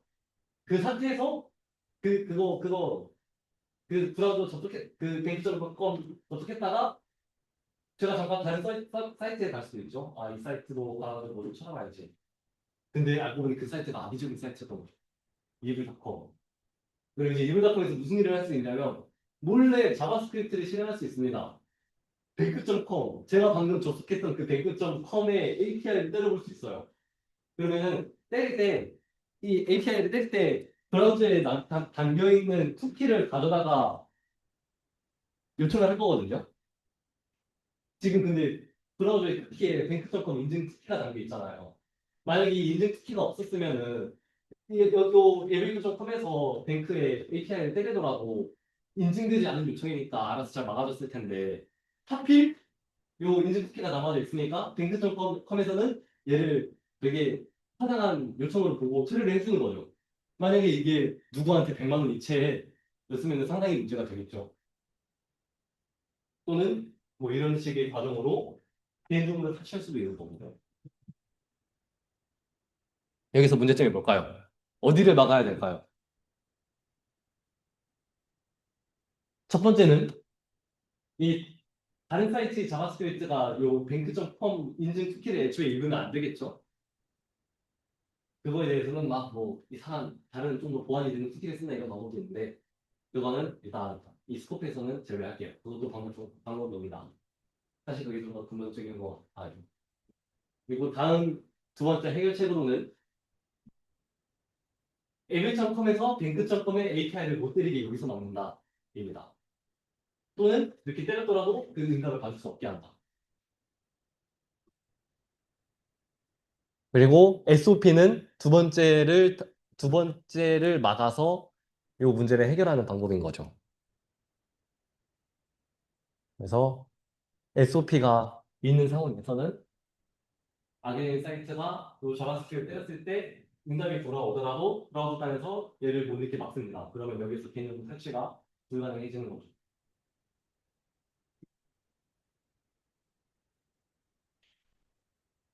근데 이렇게 해서 당분간 잘 돌아갔어요, 옛날에. 근데 이제 이런 문제가 생긴 거죠. 우리가 점점 이 세상이 발전하면서 서버와 프론트가 분리되기 시작하는 거예요. 옛날에는 그냥 그 막 PHP 이런 거 써가지고 서버에서 그 UI까지 다 렌더링 해가지고 내려주고 그랬거든요. 근데 지금은 그렇지 않단 말이죠. 우리 와플 세미나도 여러분이 서버 세미나를 들으러 왔지만 서버에서 UI를 그리지 않고 프론트가 그리잖아요. 이런 식으로 프론트도 따로 띄우고 서버도 따로 띄우고 얘네들끼리 통신하는 과정으로 발전을 했어요. 즉 하나의 오리진에서 발생하던 하나의 오리진만으로 동작하는 거를 두 개의 오리진으로 찢었단 말이죠. 그러면은 프론트에서 우리 API 서버에 요청을 못 지른다는 뜻이 되잖아요. 이건 좀 그렇죠. 이러면 안 되겠죠. 그래서 그 제한을 완화하기 위해 등장한 것이 CORS입니다. 그래서 여러분이 좀 이해를 돕자면 CORS는 에러 이름이 아니라 그러니까 CORS는 어떤 제약의 이름이 아니라 제약을 풀기 위한 정책 이름인 거예요. 봅시다. SOP 예외를 허용하는 메커니즘 어떻게 허용하는지 보면은 서버가 이 출처는 허용해라고 브라우저한테 알려줘요.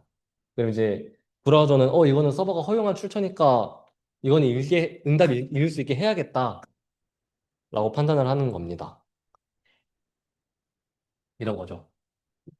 보면은 지금 리액트도 떠 있고 프론트도 떠 있고 스프링 북스도 떠 있어요. 근데 얘네가 둘 다 로컬러스에 떠 있지만 포트가 다르기 때문에 다른 오리진으로 간주된 상황이죠. 그 상황에서 프론트에서 서버에 API를 때렸는데 지금 오리진이 다르기 때문에 브라우저는 이제 얘를 서로 다른 출처에 대한 요청이다라고 판단하는 거 막아버리는 거죠. 그럼 우리는 여기서 에러가 발생하는 게 아니라 읽을 수 있게 허용을 해줘야 된다. 그거고 그 방법은 두 가지가 있습니다. 간단한 방법부터 볼게요. 이런 거예요.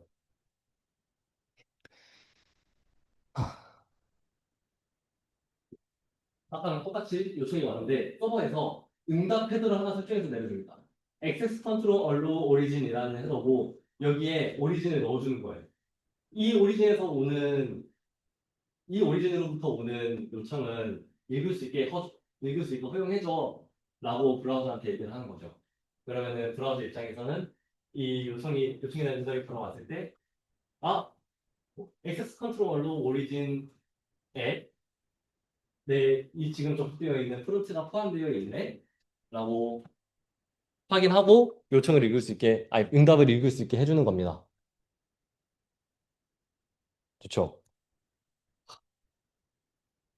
이런 경우에 문제가 뭐가 있을까요? 지금 그 지금 브라우저가 SOP로 했던 거는 일단 요청은 보내고 응답을 보내게 막은 거거든요. 근데 만약에 요청 자체가 되게 악의적인 요청이었어요. 막 누구한테 100만 원 이체해 이런 거였으면은 응답이 돌아왔을 때 막으면은 이미 늦었잖아요. 이미 100만 원 이체되고 난리 났으니까. 그런 요청에 대해서는 미리 막아야 돼요. 요청을 보내는 요청을 보내기 전에 미리 막아야 되는데 그런 방법도 따로 마련되어 있습니다. 바로 이 방법이에요. 아, 삭제라는 되게 위험한 요청이 있다고 해볼게요. 그러면은 실제 디렉트 요청에 앞서서 프리플라이트 요청이라는 걸 부릅니다. 이 프리플라이트는 좀 신기한 HTTP 메서드를 써요. 옵션이라는 메서드를 씁니다. 옵션을 써서 엔드포인트에 막 이렇게 해가지고 막 이렇게 필요한 정보를 넣어가지고 올려줘요. 헤더에 뭘 넣어주냐면 그 액트 컨트롤 리퀘스트 메서드 나는 본 요청을 디리트를 보낼 거야 라는 헤더 하나 하고 액세스 컨트롤 리퀘스트 헤더 나는 여기에 오소리제이션이라는 헤더를 포함해서 보낼 거야 라는 프리플라이트를 보내면 서버가 그거에 대해서 응답을 해줍니다.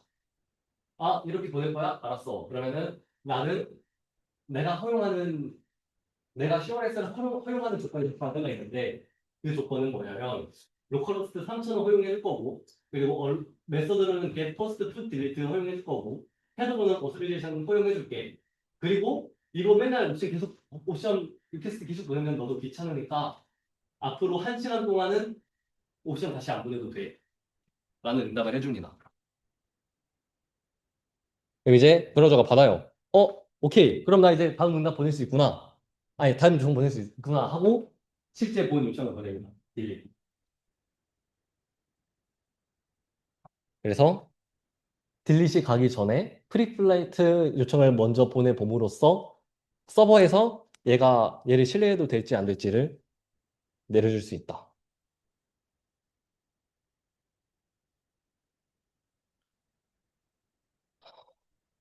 네. 그리고 얘네, 그쵸. 그러면 왜 이 두 가지 구분이 존재할까요? 자, 구분 조건은 좀 이따가 볼게요. 이 두 가지 구분은 왜 존재할까요? get 요청이라고 해도 되게 별 문제 없을 것 같은 요청이라 해도 그냥 트리플라이트 먼저 보내보면 안 됐을까요? 왜 이렇게 두 개로 나눴을까요? 방법을.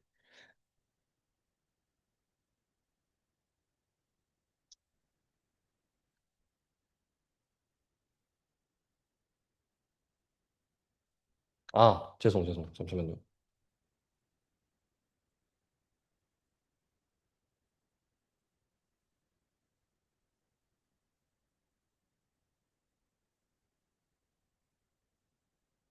음,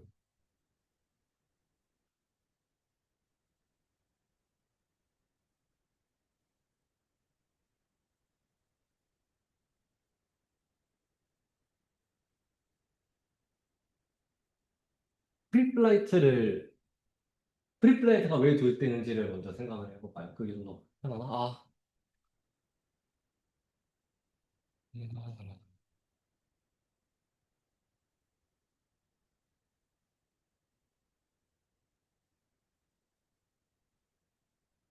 아,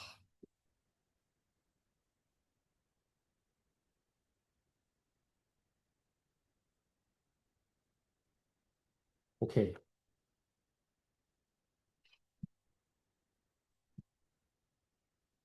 저, 왜 분리되어 있는지를 보겠습니다. 일단, 두 가지 관점에서 볼 수 있을 것 같아요. 심플 리퀘스트가 그냥 다 심플 리퀘스트를 하면 안 돼? 다 심플 리퀘스트로 하자가 있을 거고, 다 프리플라이트로 하자가 있을 거고, 그 두 개를 갖다 생각을 해보면, 첫 번째, 심플 리퀘스트만 쓰면 안 돼? 쓰면 안 돼? 왜 프리플라이트가 필요해? 라는 부분에 대해서는, 첫 번째로, 악의적인 요청을 방어를 해야 되죠. 말씀드린 것처럼 악의적인 요청은 미리 막아두는 게 상책이고, 그리고 COS를 처음 도입할 때를 다시 좀 생각을 해보면, 그 일단 하고 싶은 거는 SOP를 풀고 싶다인데, 무턱대고 풀어버리면은 그냥 묵대고 풀어서 그냥 심플 리퀘스트로 다 통일해서 풀어버리면은 이런 악의적인 요청이 바로 들어와서 서버에서 처리될 수 있단 말이죠. 그럼 이제 COS 도입하는 사람 입장에서도 쫄리는 거예요. 아씨 뭐 괜히 이거 다 심플 리퀘스트로 했다가 지금 돌아가고 있는 서버들 다 터질 것 같은데, 뭔가 지금 돌아오고 있는 서버 개발자들한테, 이 세상의 모든 서버 개발자들한테 어떤 방어 조치를 할 기회를 줘야겠죠. 그게 바로 프리플라이트입니다. COIC를 도입할 때 브라우저 단에서 프리플라이트를 날려라는 걸 만들어서 브라우저가 다 적용되고, 그리고 이제 특정 사이트들에서는 프리플라이트에 대해서 제대로 된 응답을 못 주니까 뒤에 있는 본 요청을 보낼 수가 없는 상황이 되겠죠. 그러면은 이제 COS 개발자는 이렇게 말하는 거죠. 야, 서버 개발자들, 내가 코드 만들었으니까 이거 지키고 싶으면은 너네가 요 옵션에 대한 응답을 구현해. 내가 바로 이 방식으로 다 해버려가지고 너네 서버 다 터지는 것보다 낫잖아. 이런 거죠. 그래서 심플 리퀘스트만 하는 동안 하지 않고 트리플라이 리퀘스트를 도입했다. 이게 첫 번째. 그러면 이제 반대 방향에서 프리플라이트를 하면 안 돼? 왜 심플 리퀘스트가 있어야 돼? 프리플라이트는 당연하게도 요청을 먼저 보내죠.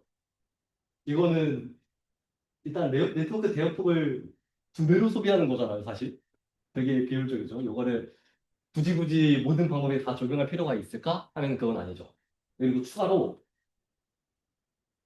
여러분 HTML을 폼 태그 아시나요? 그 꺽쇠하고 폼? 안다. 그쵸, 그쵸. 폼 태그에 대해서는 SOP도 다루고 있지가 않은 영역이었어요. SOP가 뭐냐면은 그 다른 출처대에서 요청을 막나 이거잖아요. 근데 이제 HTML의 폼 태그를 이용해서도 다른 출처에 대한 요청을 보낼 수 있어요. 있는데 SOP가 걔까지는 안 막았어요. 왜 그랬지? 아무튼 안 막았는데, 그러면 CORS는 SOP 제한을 완화하는 거잖아요. 근데 얘가 완화하면서 굳이 SOP조차 건드리고 있지 않았다는 영역인 HTML 폼 태그를 건드릴 필요는 없단 말이죠. 그래서 그런 폼 태그에 대해서는 그냥 심플 리퀘스트로 하자. 인 거예요. 가장 그냥 간단한 방법으로. 별도의 이런 추가적인 보완 해줄 필요 없이 우리는 제한만 풀면 되니까 그냥 이렇게 하자. 그래서 지금 보면은 요 다시 요 위에 내용 봅시다. 이 위에 내용이 심플 리퀘스트로 가지는 요청의 경우 이 방법을 쓰고, 심플 리퀘스트가 아니면 이 방법을 쓴다인 건데요. 심플 리퀘스트가 뭐야? 라고 봤을 때 조건으로 세 가지가 있어요. HTTP 메서드로 헤더 포스트, 헤더로 저어들, 그리고 헤더 중 컨텐트 타입의 내용은 저어들. 이 내용이 뭐냐면 HTML 폼 태그로 가능한 영역이에요. HTML, 그러니까 다시 보면은 여기에 해당되는 경우 얘를 써라는 거는, 폼 태그로 가능한 요청인 경우 그냥 얘를 써. 되는 거죠. 다시 정리하면은 트리플라이트를 모든 상황에 적용하지 않고 그냥 정말 막아야 되는 경우, 정말 악의적인 요청이 걱정되는 경우에만 썼으면, 폼 태그로 이미 가능한 요청인 경우는 프리플라이트를 보내지 않고 그냥 가장 간단한 방법으로 해놨다. 설명이 좀 어렵고 길었을 수 있을 것 같은데 제가 이 스택 오버플로우 링크를 걸어놨습니다. 여기 보면은 되게 좋은 답변이 많거든요. 네, 이거 읽어보시면 훨씬 이해가 잘 되실 거예요.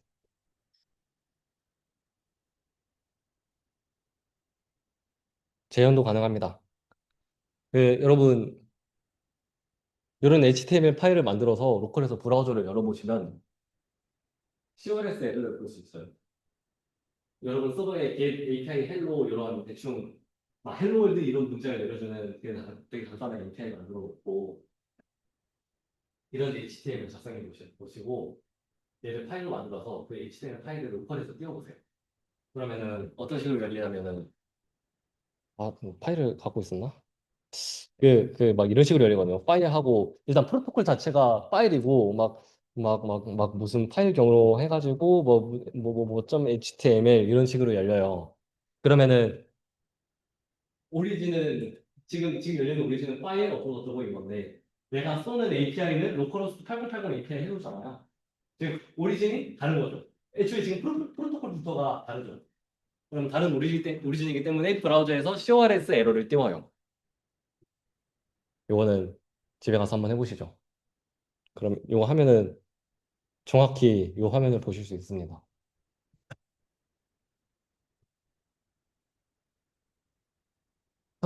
네.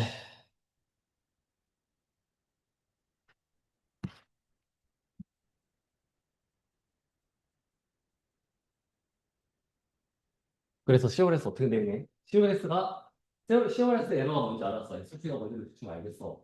그럼 이거 우리는 어떻게 대응해야 되지? 뭔가 프리플라이트를 대응해 주려면은 옵션 메서드에 대한 API를 뚫어가지고 거기서 막 응답 헤더를 잘 내려주는 코드를 모든 API마다 만들어놔야 되나? 하는 걱정이 되는데 다행히 스프링 부트에서 해결할 수 있는 간단한 방법이 아주 많습니다. 이런 식으로 우리가 하다가 그 컨피그레이션 있죠? 여기서 그냥 왜 네. 어쨌든 이뭐 웹 MVC 컨피규러라는 거를 상속 받아가지고 막 이렇게 해가지고 CORS에 대해서 이런 오리진 허용하고 이런 메소드 허용하고 이런 헤더 허용해줘 이런 식으로 작성할 수도 있고 아니면 요 요거를 또막 뭐더라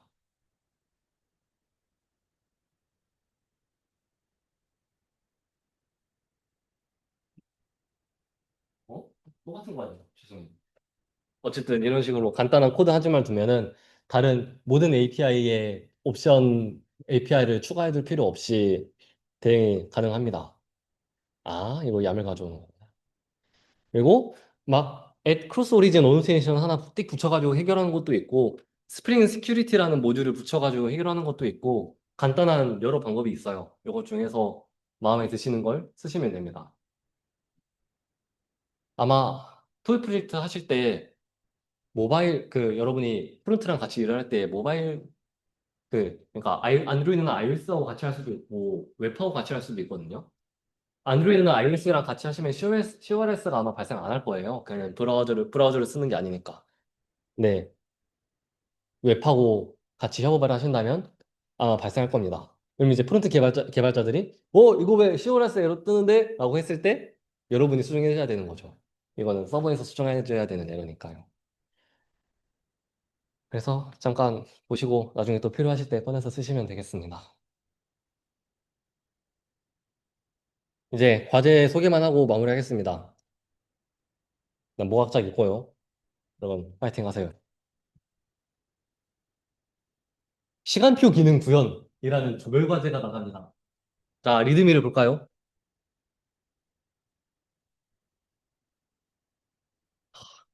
자, 에브리 타임 보시면은 시간표 기능이 있죠. 그거를 만들어 볼 거예요. 말씀드렸던 것처럼 클래스룸 안 쓰고 요 조별로 포크된 레포 하나씩 만들어서 거기서 협업을 하시면 되고요. 이러이러한 스펙이 있습니다. 같이 볼까요? 시간표 관리 기능. 시간표에 대해서 CRUD를 할 수 있어야 돼요. 시간표 생성할 수 있어야 되고, 목록 조회, 내 모든 시간표 조회할 수 있어야 되고, 각 시간표에 대해서 상세 조회 가능해야 되고, 그 상세 조회 내용물은 기본 정보, 뭐 이름, 연도, 학기 있어야 되고, 막 거기에 담겨 있는 강의들이 있어야 되고, 그쵸? 강의들이 있어야 되며, 강의 상세 정보로는 뭐 교과 구분, 개설, 대학, 개설, 학과, 이수, 과정 이런 것들이 있어야 되고, 그리고 해당 시간표에 포함된 강의들이 총 학점 계산해서 시간표 상세로 내려줘야 되고, 그리고 수정 및 삭제도 가능해야 됩니다. 시간표의 이름 수정할 수 있어야 된다. 그리고 삭제도 가능해야 된다. 이때 다른 유저의 시간표는 삭제 불가능해야겠죠. 그렇죠. 그리고 예, 그렇죠. 그리고 크롤링도 하셔야 됩니다. 서울대 수강 신청 사이트에 가시면 강의 정보를 보실 수 있어요. 수강 순우에 들어가면 아, 수강 순위에 들어가면은 여기 엑셀 저장. 여기 엑셀 저장할 때 보면은 요거 HTTP 날아가거든요. 요거를 그대로 여러분 서버에서 해주시면 되고, 요거 보시면은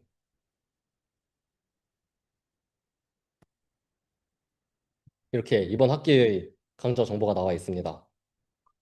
지금 교과급은 개설대학 개설학과 다학과 리드미에서 봤던 내용이죠. 왜 이렇게 많이 또. 이거를 잘 파싱해 주셔서 DB에 저장해 주시면 돼요. 그러면 이제 그 DB에 그렇게 해서 DB에 저장된 강의를 검색할 수 있어야 됩니다. 검색했을 때 키워드로 검색하는 거고 그 키워드가 강의명에 포함되는 강의 플러스 그 키워드가 부수명에 포함되는 강의를 페이지네이션으로 내주시면 돼요. 그리고 그 시간표에 강의 추가도 가능해야 됩니다. 이제 뭔가 슬슬 감이 오시나요?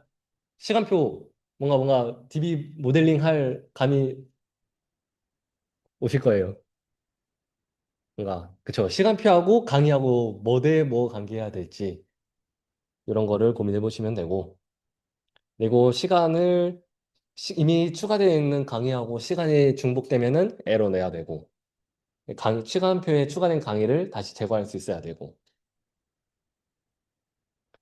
그리고 이렇게 만들어 주신 거에 대해서 API 문서화 스웨거 해주시면 되고 이게 금방 하시고요. 그냥 따락하면 될 거고 그리고 테스트도 써주시면 됩니다.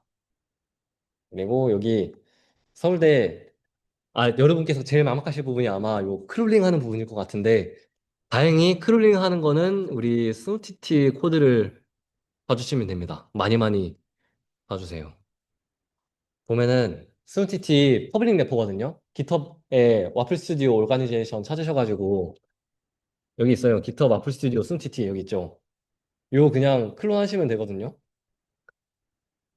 이 클론 하신 레포에서 수강 순우 패치 서비스라는 걸 보시면은 막 이렇게 막 워크북 엑셀 파일 여는 라이브러리 써가지고 막 이렇게 DB에 넣어주고 막 크롤링하는 막 엑셀 요청하는 부분이랑 그 파싱하는 부분 이게 파싱하는 부분인가? 파싱하는 부분이 뒷단이고 아무튼 그렇죠. 이렇게 파싱하고 외부 API 쏘는 웹 클라이언트라는 이런 라이브러리도 쓰고 이런 과정이 있는데 이 스노티티 코드를 참고하셔서 크롤링을 구해 주시면 됩니다. 근데 아마 이 스펙보다 스노티티에서 하고 있는 스펙이 훨씬 더 많아서 이 중에서 이거를 그대로 쓰시면 안 될 거고 필요한 것만 골라서 쓰셔야 될 거예요.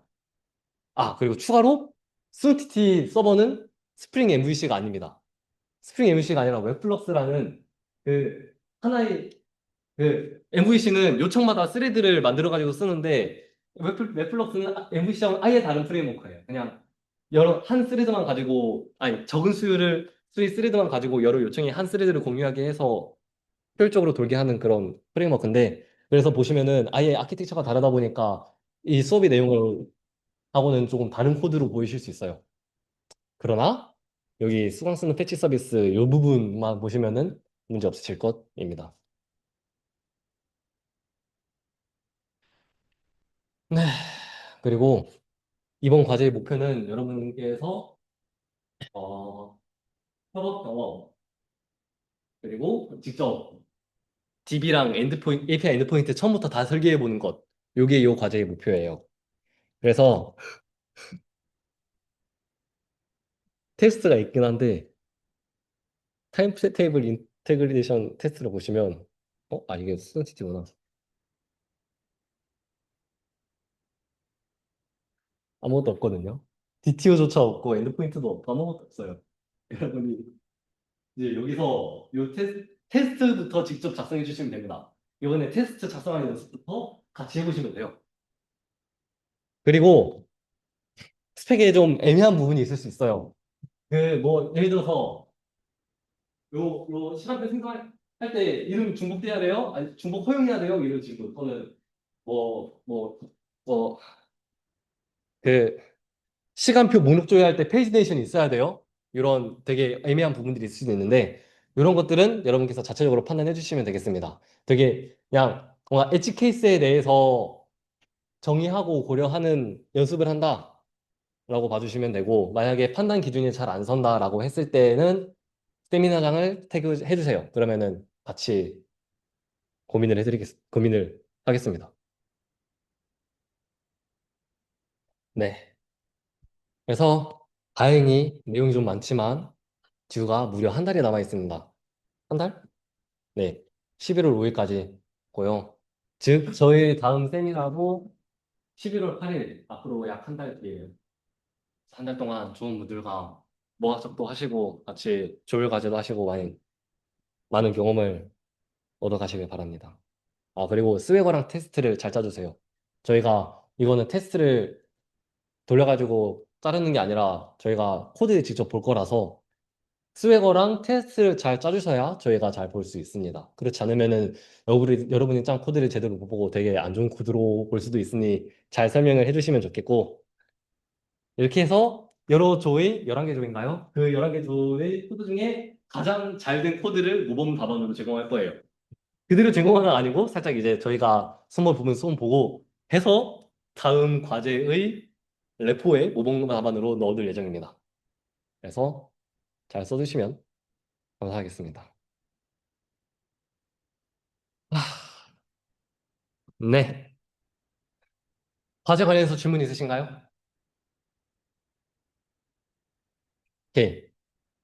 오늘 내용이 길었는데 잘 들어주셔서 너무 감사드리고, 그 여러분 공지 잘 읽어주고 계시죠? 그 시트 잘 확인해 주시고 출결 상황이나 합불에 문제 있으면은 바로 얘기해 주시면 바로 고쳐둘게요. 그리고 그레이스 데이도 한 번씩 확인하셔서 채워주시면 되겠습니다. 마이너스 그레이스인 분들 이번 주 안으로 꼭 채워주시고, 참고로 무각작 참석 2번을 해야 그레이스 1회가 되는 거고, 무각작 주최 1번을 하면은 1회가 그레이스 데이 1일이 지급됩니다. 참석만 하실 거면은 2번 참석을 하셔야 돼요. 네. 이상입니다. 고생 많으셨습니다.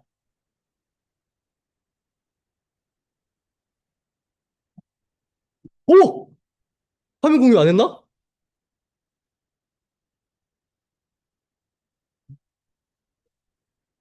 뭐라? 아, 제가 잘 확인해서 어떻게 해볼게요. 고생하셨습니다. 아, 씨.